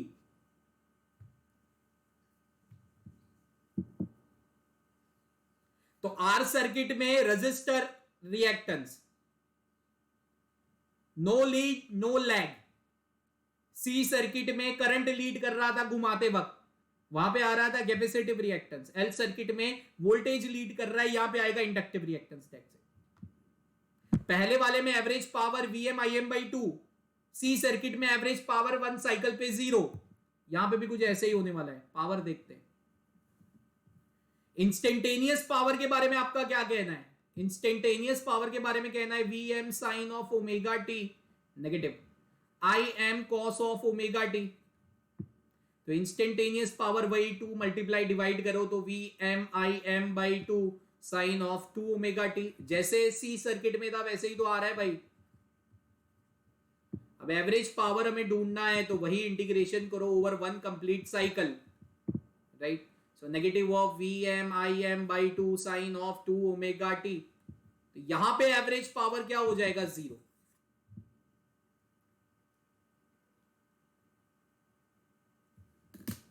Right, average power क्या हो जाएगा? 0। क्लियर बेटा एवरीवन? तो ये बेसिक हमने एल सी और आर सर्किट्स देख लिया। ये इसके एग्जांपल्स करते हैं। देखो ईएमएफ की वैल्यू दी हुई है, पिक वैल्यू 10 वोल्ट है, फ्रीक्वेंसी 50 हर्ट्ज है, टी इज इक्वल टू 1/600 पे इंस्टेंटेनियस ईएमएफ की वैल्यू क्या आएगी? चलिए टेंशन मत लीजिए, 60 seconds you are having. Come on guys everyone, answer into the comment box जल्दी। सारे बच्चे जो प्रेजेंट है वो जवाब दे देंगे।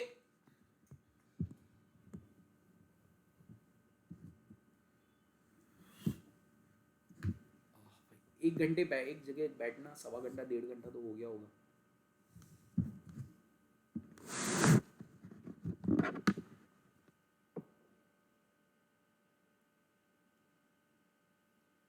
अरे भाई सारे बच्चे लाइक्स को प्रेस करते रहिएगा यार फॉर दिस ऑसम लेक्चर, आया ना। In the hate days of the holidays भी हम आप तक पहुंच रहे हैं, राइट। कोई दिन बाकी नहीं रखा, कोई सुबह, कोई दोपहर, कोई रात बाकी नहीं रखी। समझ में आ रहा है ना? हर जगह आपके तक पहुंच ही रहे, राइट बेचा।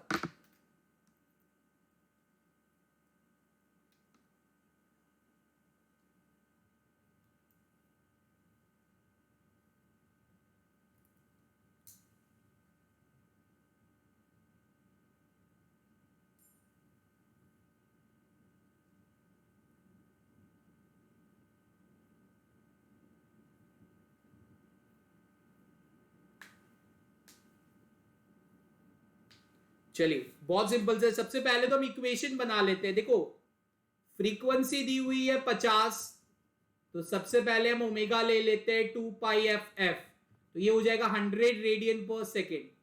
तो सबसे पहले इंस्टेंटेनियस की इक्वेशन क्या बन रही है? 10 cos of omega T 100t, ये बन रही है आपकी इक्वेशन। अब t is equal to 1/600 second पे इंस्टेंटेनियस वैल्यू ढूंढनी है, तो E हो जाएगी 10 cos of 100 into 1 by, actually ये पाई बाई 600 आएगा, पाई बाई 600 आएगा, आई एम सॉरी 100 पाई आएगा 1/600, सॉरी 100 पाई एंड 1/600 आएगा, राइट। 100 pi into 1/600, right. तो ये कट गया, तो E आ रहा है 10 cos ऑफ पाई बाई 6। तो E आ रहा है cos पाई बाई 6 क्या हो जाएगा? cos पाई बाई 6 30√3/2 5√3 वोल्ट,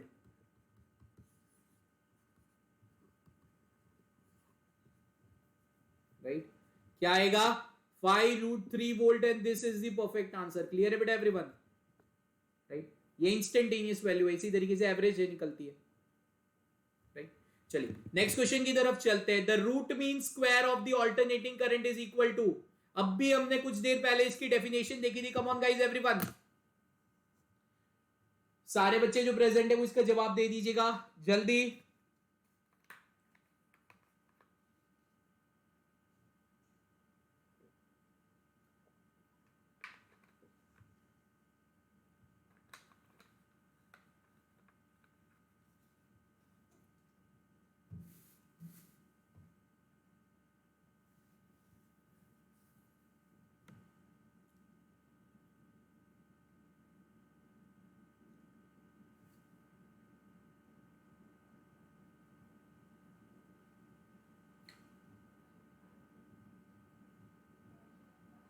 चलिए 16 second 15 second remaining. Come on guys everyone, सारे बच्चे जो प्रेजेंट है वो जवाब दे देंगे।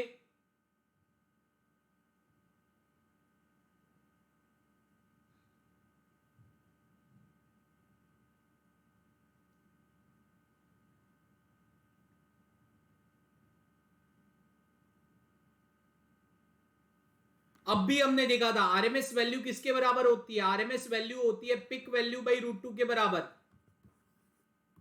आरएमएस वैल्यू किसके बराबर होती है, पिक वैल्यू बाई √2, मतलब बिना देखे सी आंसर आएगा, कोई दो राय नहीं है। चलिए नेक्स्ट क्वेश्चन की तरफ चल रहे हैं, राइट बच्चा जी। अब देखो वोल्टेज की इक्वेशन दी हुई है 170 साइन ऑफ 377t, ओमेगा पूछ रहे हैं, जल्दी बताओ। अरे ओमेगा नहीं, फ्रीक्वेंसी पूछ रहे हैं, सॉरी फ्रीक्वेंसी पूछ रहे हैं, जल्दी बताओ। 60 seconds you are having, come on guys, answer into the comment box जल्दी।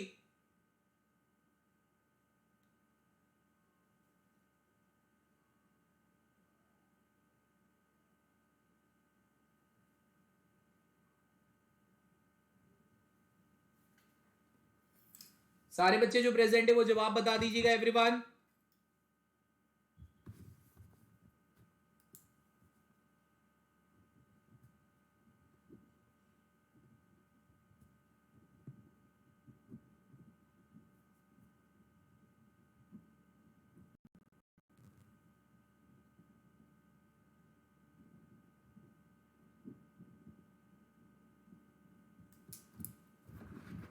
चलिए बहुत सिंपल सी चीज है, less than 30 seconds remaining, come on guys everyone, सारे बच्चे गाइस लाइक्स को प्रेस करते रहिएगा यार, इतनी मेहनत कर रहे हैं, सारी चीजें क्लियर कर रहा हूं।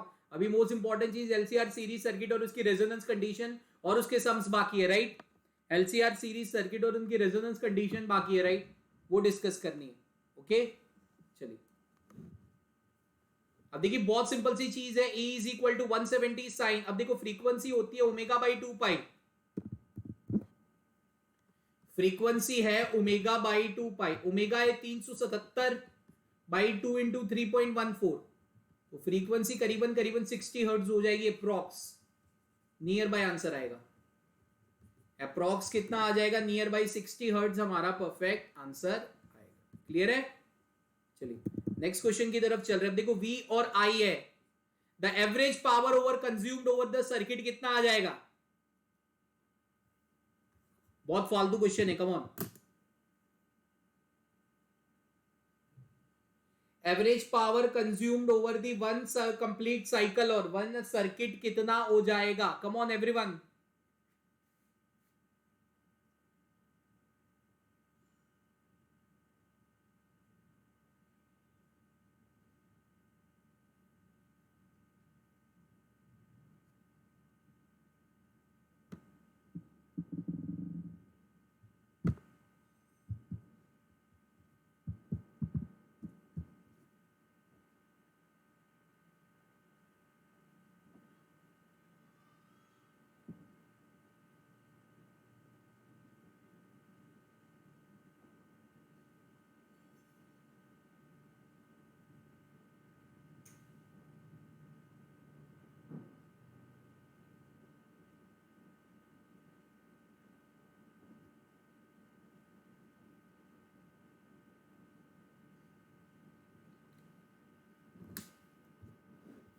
चलिए बहुत सिंपल सी चीज है यार, V दिया हुआ है आपका 15 sine of omega T, right, current दिया हुआ है 20 cos of omega T, right. आइए देखते हैं average power consume that is equal to 1/t over one complete cycle, right, VMIM, right, and that is equal to sine of omega T cos of omega T, 2 multiply divide कर लो, यही हम कर चुके यार, यही राडा कितनी बार करेंगे हम, सबके दिमाग में बैठ हो गया होगा, VMIM by 2 sine of 2 omega T, right, dt, so average power क्या हो जाएगा, 0,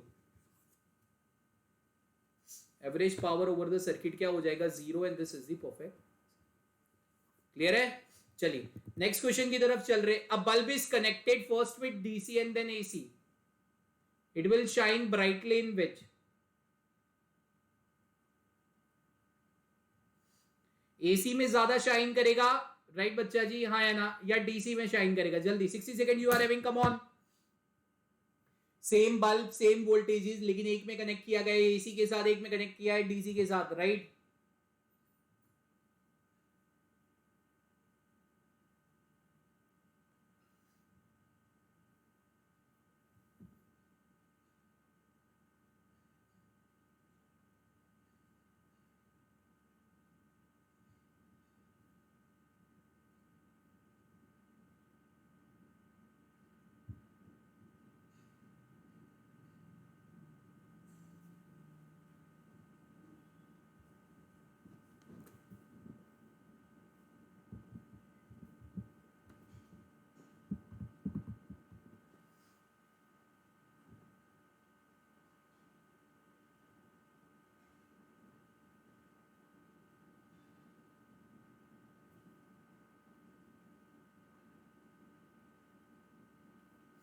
बेटा ज्यादा एसी में शाइन करेगा। डीसी में तो जो आप सप्लाई दे रहे हो वो तो ठीक है ना, एसी में जब सप्लाई कंटिन्यूअसली वेरी करते हैं राइट, तो उसकी ब्राइटनेस ज्यादा कम ऐसे होती है राइट। ओके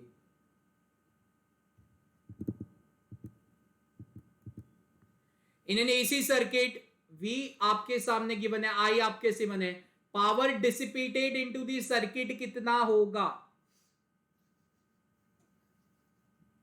अब यहां पे हमें ये नहीं बोला गया है कि इंस्टेंटेनियस पावर या एवरेज पावर राइट, ठीक है ना। तो जब आपको इंस्टेंटेनियस पावर या एवरेज पावर नहीं दिया हो तब कैसे करना है कैलकुलेट में बता देता हूं right. Come on 60 seconds you are having, सारे बच्चे जो प्रेजेंट है वो जवाब दे देंगे।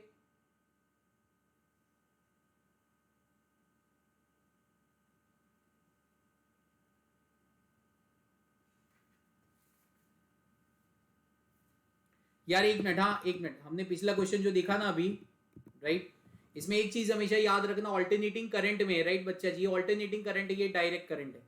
डायरेक्ट करंट की भी जो वैल्यू होती है ना, अगर वो ऑल्टरनेटिंग करंट की पिक वैल्यू हो गई तो इक्वल इन बोथ आएगा। अगर डायरेक्ट करंट की जो कांस्टेंट वैल्यू है राइट बच्चा जी, हाँ है ना, वो ऑल्टरनेटिंग करंट की पिक वैल्यू हो गई तो दोनों में इक्वल आएगा। अगर ये दोनों वैल्यू अलग अलग है तो एसी में ज्यादा शाइन करने की पॉसिबिलिटीज है राइट। तो इस चीज का जरूर ध्यान रखिएगा। क्लियर कर दिया मैंने, चलिए 60 seconds you are having, come on guys everyone, सारे बच्चे जो प्रेजेंट है वो जवाब दे देंगे।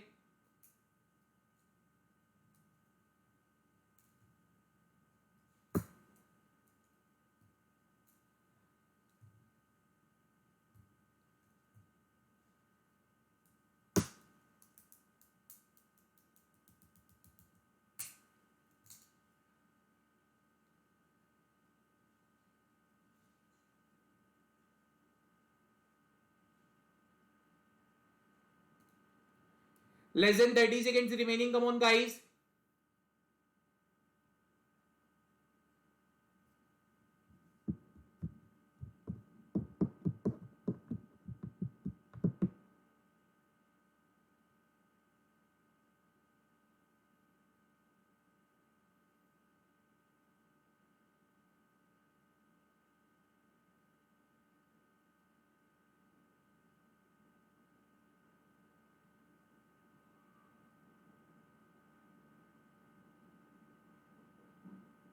ओके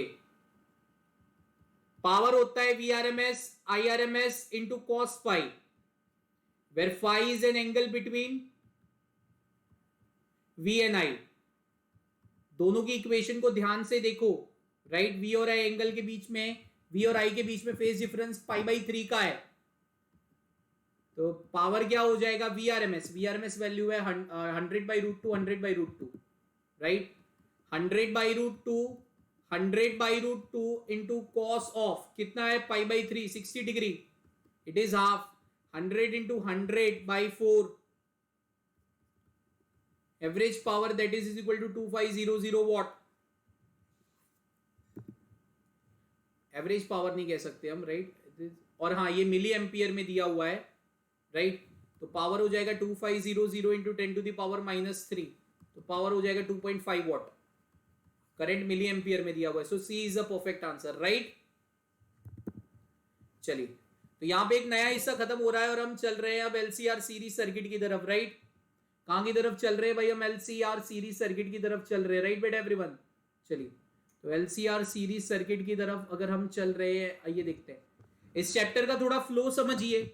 पहले मैंने आपको फंडामेंटल्स के बारे में पढ़ाया, फिर मैंने आपको R सर्किट के बारे में बताया, फिर मैंने आपको C सर्किट के बारे में बताया, फिर मैंने आपको L सर्किट के बारे में बताया राइट, फिर उनके रिलेवेंट फेजर्स देखे, फिर उनके रिलेवेंट पावर्स देखे राइट। अब आ गया है वक्त कॉम्बिनेशन ऑफ द सर्किट का, दैट इज LCR सर्किट।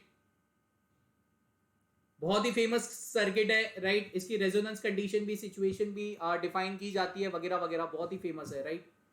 तो भाई आइए इसको देखते हैं क्या है क्या नहीं, इसको पढ़ते हैं राइट बेटा एवरीवन। चलिए LCR सीरीज सर्किट में हमें अभी तक जो पहले है वही देखा है, अभी तक जो देखा है वही देखना है, कुछ ज्यादा नहीं देखना है राइट। ओके चलिए तो ये है विजुअलाइजेशन LCR सीरीज सर्किट का। ये है विजुअलाइजेशन LCR सीरीज सर्किट का।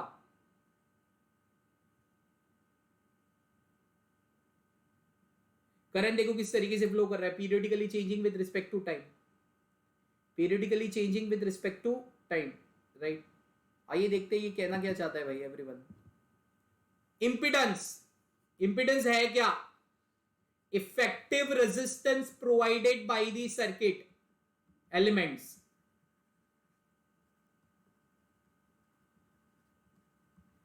Effective resistance provided by the circuit elements, right. Effective resistance provided मतलब खाली आर सर्किट है तो रेजिस्टेंस आएगा, खाली सी सर्किट है तो कैपेसिटिव रिएक्टेंस आएगा, खाली एल सर्किट है तो इंडक्टिव रिएक्टेंस आएगा, अगर पूरी सर्किट है सब एलिमेंट्स है या फिर कोई भी दो एलिमेंट्स है तो इंपिडेंस आएगा। तो impedance is a general definition जहां से रिएक्टेंस निकलता है, कैपेसिटिव रिएक्टेंस और इंडक्टिव रिएक्टेंस निकलता है। तो इंपिडेंस की जो फॉर्मूला है वो ये है, R square plus XL minus XC whole square, या फिर आप कह सकते हो Z square is equal to R square plus omega L minus 1 by omega C whole square. This is effective जब एलसीआर सीरीज सर्किट है और उसको वोल्टेज सप्लाई दिए गए हैं तो करंट को रोकने के लिए तीन सर्किट एलिमेंट काम करते हैं, एक एल, एक आर और सी, तो तीनों की तरफ से रिएक्टेंस प्रोवाइड किया जाता है, तो तीनों का रिजल्टेंट रिएक्टेंस ये होता है।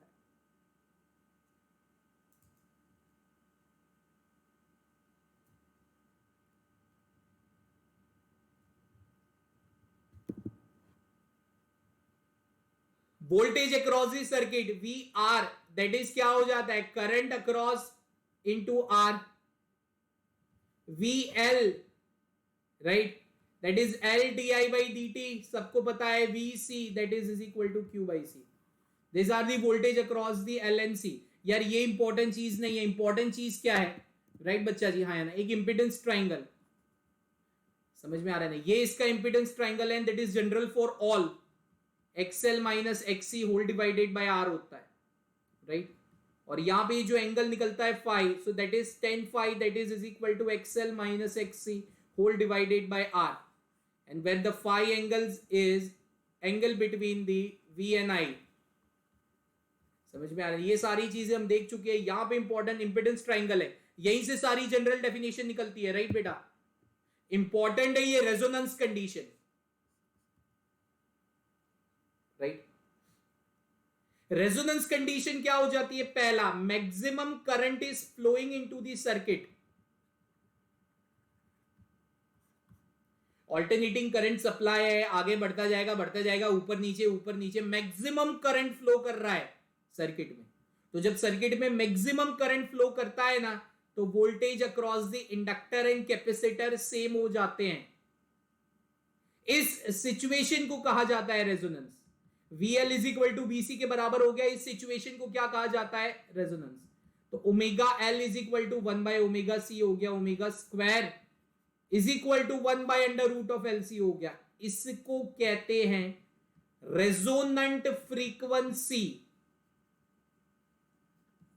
मतलब रेजोनेंस कंडीशन का अगर रेजोनेंस कहीं वर्ड आ रहा है, राइट, तो दो इंपॉर्टेंट नोटिफिकेशंस रहते हैं, maximum current is flowing into the circuit, XL is equal to XC, maximum current is flowing through the circuit, XL is equal to XC। ये कहीं भी आते हैं, मतलब आप समझ लीजिएगा। या फिर तीसरा वर्ड, प्योरली रेजिस्टिव।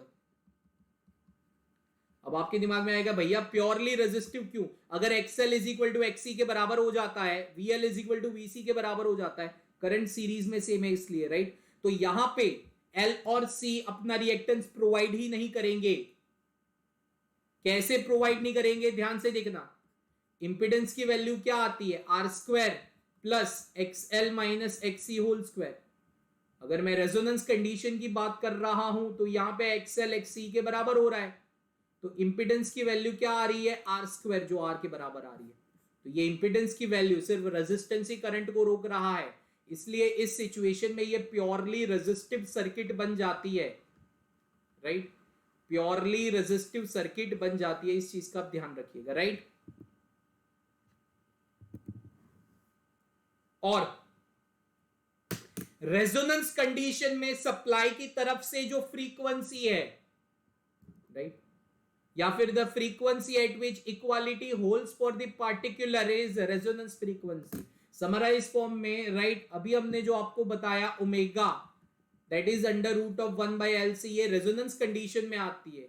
इस सिचुएशन में जो पार्टिकल की फ्रीक्वेंसी आ रही है, राइट, इस सिचुएशन में जो पार्टिकल की फ्रीक्वेंसी आ रही है दैट इज, और पार्टिकल की नहीं कह सकते हम, चलो पार्टिकल की भी कह सकते हो क्योंकि वही ऑसिलेट करता है, लेकिन सोर्स की तरफ से ये जो होता है that is the resonance frequency. ये ऑलरेडी सारी चीजें हम देख चुके हैं, राइट, इस पे सम्स इंपॉर्टेंट है। Now what is the sharpness of the resonance curve? यहाँ पे टू मोस्ट इंपॉर्टेंट डेफिनेशन आ रही है जो इस बार JEE और नीट दोनों में आ चुकी है। शार्पनेस क्या है? एक चीज हमेशा याद रखना जिस पे इस बार नीट और JEE में क्वेश्चन आ गया है कि जितना कर्व आपका शार्प रहेगा, सी रेजोनेंस कर्व, इसको रेजोनेंस कर्व किया जाता है जो करंट एम्पलीट्यूड और फ्रीक्वेंसी के बीच में प्लॉट किया जाता है। जितना कर्व ज्यादा तेज रहेगा ना, उतनी आपकी सर्किट वेल डिजाइन है, आपका आउटपुट मैक्सिमम देगी। जितना कर्व आपका मोटा रहेगा ना, राइट, उतना पंगा, उतनी आपकी सर्किट वेल डिजाइन नहीं है। तो आपके दिमाग में आएगा भैया कौन सा फैक्टर डिसाइड करेगा कि पावर, कौन सा फैक्टर ये डिसाइड करेगा, राइट बच्चा जी, की सर्किट आपकी वेल डिजाइन है कि नहीं। सबसे पहले ध्यान से देखिएगा, हमारी वेव इस तरीके से घूमती है, राइट बच्चा जी, तो ये मैक्स वैल्यू है, नेगेटिव मैक्स। जीरो से मैक्स की तरफ जब हम जा रहे हैं तब कर्व ये आपका ऊपर जा रहा है। इस पॉइंट पे हम ऑलरेडी मैक्स वैल्यू पे पहुंच चुके हैं जिसको हम कहेंगे रेजोनेंस। फिर जब ग्राफ नीचे आएगा तब ये ग्राफ इस तरीके से होता जाएगा। तो इसका मतलब कर्व जितना शार्प आएगा, सर्किट आपकी उतनी वेल डिजाइन है। और सर्किट की वेल डिजाइनेशन को चेक करने के लिए क्यू फैक्टर कहा जाता है, that is the quality factor you are saying, that is 1/R/L/C, that is your Q factor. It is used to determine the sharpness of the resonance curve, right? है ना। और इसके साथ एक और छोटी डेफिनेशन आती है जिसको हम कहते हैं पावर फैक्टर। पावर में मैंने आपको बताया VIRMS cos of phi। तो ये जो cos phi है, right, that is angle between V and A, ये हमारा पावर फैक्टर है। Angle between V and I, ये हमारा क्या है बेटा, पावर फैक्टर है, राइट, जिसकी इंपिडेंस के टर्म में डेफिनेशन होती है R बाई इंपिडेंस। जैसी जैसी सर्किट वैसा वैसा उसका पावर फैक्टर। खाली L सर्किट, खाली R सर्किट, खाली LCR वगैरह वगैरह, जैसे जैसे आपकी सर्किट वैसा वैसा आपका पावर फैक्टर। तो आइए कुछ क्वेश्चंस देख लेते हैं बेटा इसके रिलेटेड, राइट, तो आपकी चीजें और क्लियर हो जाएगी। Come on, the power factor of the LCR series circuit in resonance क्या हो जाएगा? Come on, 60 seconds you are having, जल्दी।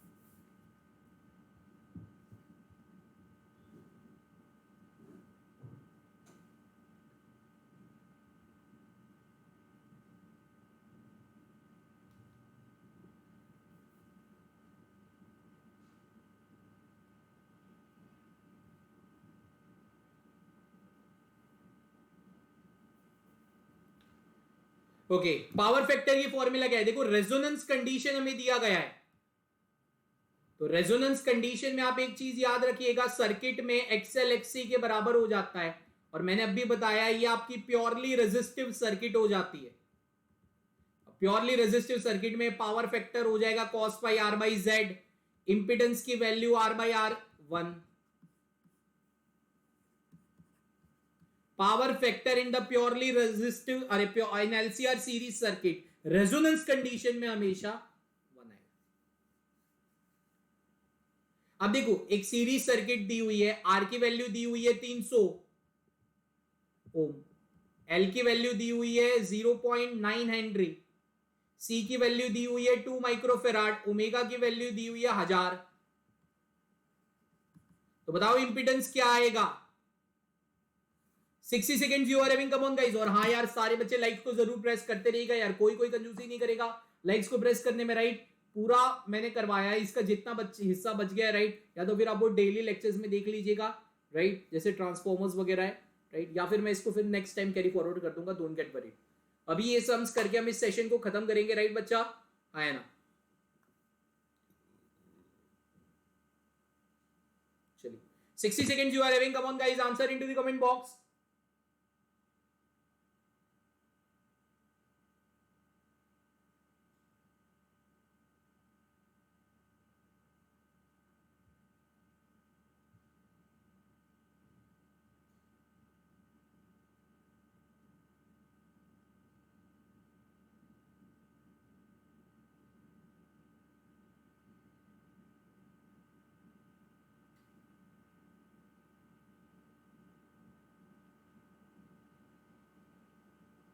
यार इंपिडेंस की सीधी फॉर्मूला है, वैल्यू रिप्लेस करके आंसर ले आना है, राइट। इंपिडेंस की सीधी फॉर्मूला है, वैल्यू रिप्लेस करके आंसर ले आना है।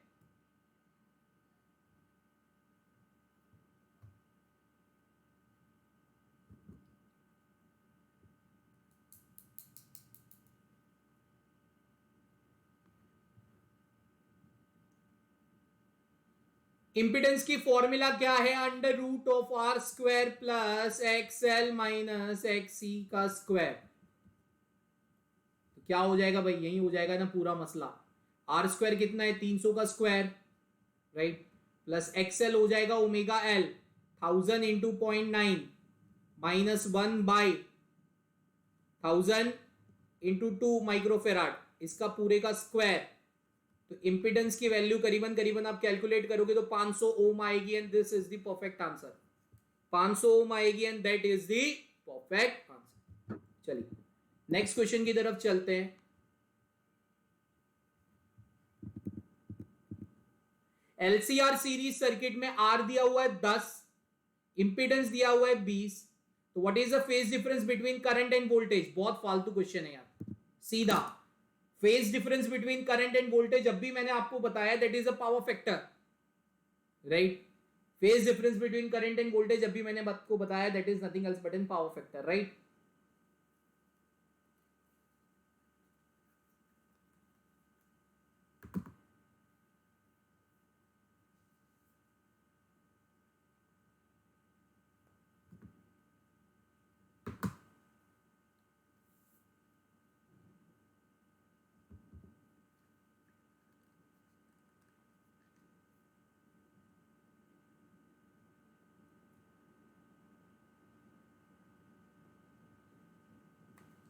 चलिए सारे बच्चे गाइस लाइक्स को जरूर प्रेस करते रहिएगा यार, अभी तक तो 200 प्लस लाइक्स क्रॉस हो जानी चाहिए थी, तो जिन लोगों ने अभी तक अपनी लाइक्स को प्रेस नहीं किया तुरंत तुरंत तुरंत तुरंत कर दो यार, अभी तक तो 200 प्लस हो जानी चाहिए थी।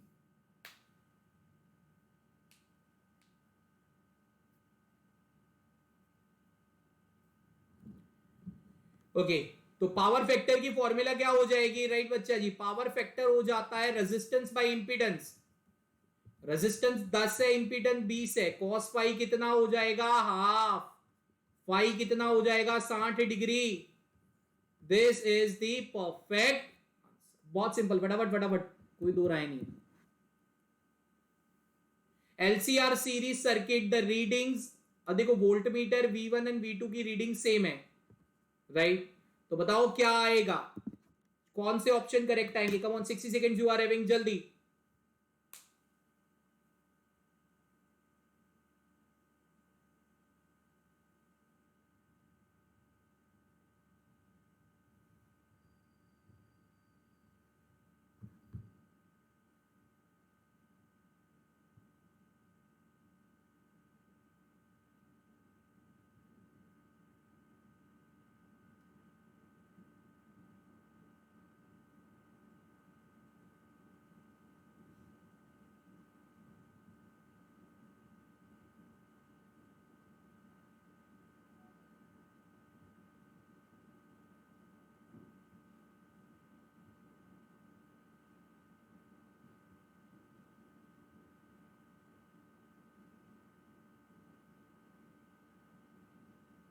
यार सिंपल सी सिचुएशन बताई गई है, Vn and V1 and V2 same है, राइट? तो इसका मतलब क्या है, VL VC के बराबर है भाई, ये तो रेजोनेंस कंडीशन हो गई। क्या हो गई? रेजोनेंस कंडीशन हो गई। अब रेजोनेंस कंडीशन में omega square is equal to 1/LC के बराबर होता है, मतलब पहला ऑप्शन तो करेक्ट है। अब इस सिचुएशन में ये प्योरली रेजिस्टिव सर्किट हो जाती है, तो सबसे पहले आरएमएस वैल्यू ढूंढो। पिक वैल्यू है इसकी 50। देखो कैलकुलेशन में हमेशा आरएमएस वैल्यू लेना, हमेशा ये चीज आप याद रखना। तो ये √2, पिक वैल्यू आ गई 50, तो करंट क्या हो जाएगा? VRMS/R, करंट आ गया 5 एम्पियर, क्योंकि मैंने आपको पहले ही बताया था जो सर्किट में डिवाइस कनेक्ट करते हैं वो आरएमएस वैल्यू ही लेते हैं, राइट? और वोल्टर मीटर की रीडिंग भी 50 वोल्ट आ जाएगी। So all are correct answer, right? All are correct. चलिए नेक्स्ट क्वेश्चन की तरफ चल रहे हैं। चलिए ठीक है, खत्म सो खत्म। ओके चलिए गाइस, आज हमारे लिए इतना ही था। अगर आप गाइस मुझसे कम्युनिकेट करना चाहते हैं तो टेलीग्राम ग्रुप है, इस लिंक को एंटर कर दीजिए, इससे आप मुझसे कर सकते हैं सीधी बात। इसमें 11th एंड 12th के ग्रुप में जुड़ जाइएगा, राइट बच्चा? और अनअकैडमी सब्सक्रिप्शन के बारे में मैं बता देता हूं।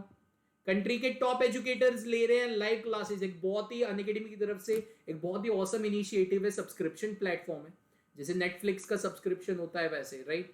You can direct interact with educator, live polls आपको हेल्प करेंगे क्लास में तुरंत अपनी इंस्टेंटेनियस रैंक जानने को कि आप कितना आगे हो कितना पीछे। टेस्ट सीरीज एंड एनालिसिस आपको अपनी ग्रोथ में हेल्प करेंगे, और लाइव डाउट क्लियरिंग सेशंस, हर चौथी क्लास जो होती है वो लाइव डाउट क्लियरिंग होती है। Lots of courses are going on. जुड़ना कैसे है वो बता देता हूं। अनअकैडमी लर्निंग ऐप पे आइए, इसको इंस्टॉल कर दीजिए, राइट बच्चा जी? सिलेक्ट कीजिए प्लस की कैटेगरी, सिलेक्ट कीजिए 11th एंड 12th, राइट? और कर दीजिए सब्सक्राइब। सब्सक्राइब करते वक्त गाइस, अगर आप 9th स्टैंडर्ड में हैं तो आप 4 ईयर का सब्सक्रिप्शन ले सकते हैं, फुल फ्लेज तैयारी होगी एंड तक। अगर आप 10th स्टैंडर्ड में हैं, राइट बच्चा जी, तो आप 3 ईयर का सब्सक्रिप्शन ले सकते हैं using the code is live. अगर आप 11th स्टैंडर्ड में हैं तो आप 2 ईयर का सब्सक्रिप्शन ले सकते हैं, सेम कोड। अगर आप 12th स्टैंडर्ड में हैं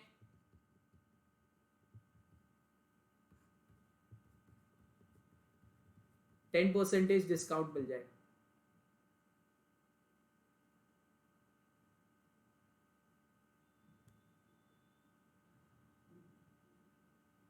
क्लियर है बेटा? इस कोड को प्रेस करके तुरंत सब्सक्राइब करा लीजिएगा। Is live, Indrajeet sir is live, you all are live, physics is live, right? चलिए, और सिंपल सी चीजें गाइस, चैनल को सब्सक्राइब कर लीजिएगा, बेल आइकन को प्रेस कर लीजिएगा और मैक्सिमम शेयर कीजिएगा विद #LiveSchoolDaily। और मैं सिंपल सी चीज, चैनल को सब्सक्राइब करने को कोई पैसे नहीं है, राइट? और ये हमारे सिस्टर चैनल्स है प्रिपरेशंस के लिए, NEET, JEE 9th and 10 and 11th and 12th, and it's all about let's crack it. और guys, use this code is live to get maximum discount on an Unacademy, right? चलिए guys, जाने का वक्त हो गया है, राइट बच्चा जी? थैंक्स अ लॉट, आपने फास्ट एंड फ्यूरियस में सपोर्ट किया। आगे इसकी सीरीज आती रहेगी, ये कंटिन्यूटी में चलता रहेगा, राइट बच्चा जी? ओके चलिए गाइस, जाने का वक्त हो गया है। This is Indrajeet Singh signing off from the desk. Bye bye, Sat Sri Akal and Namaste from my side. Enjoy your Diwali vacations and your weekend. Happy weekend. Bye everyone. Stay at home. Stay safe. Bye बच्चा.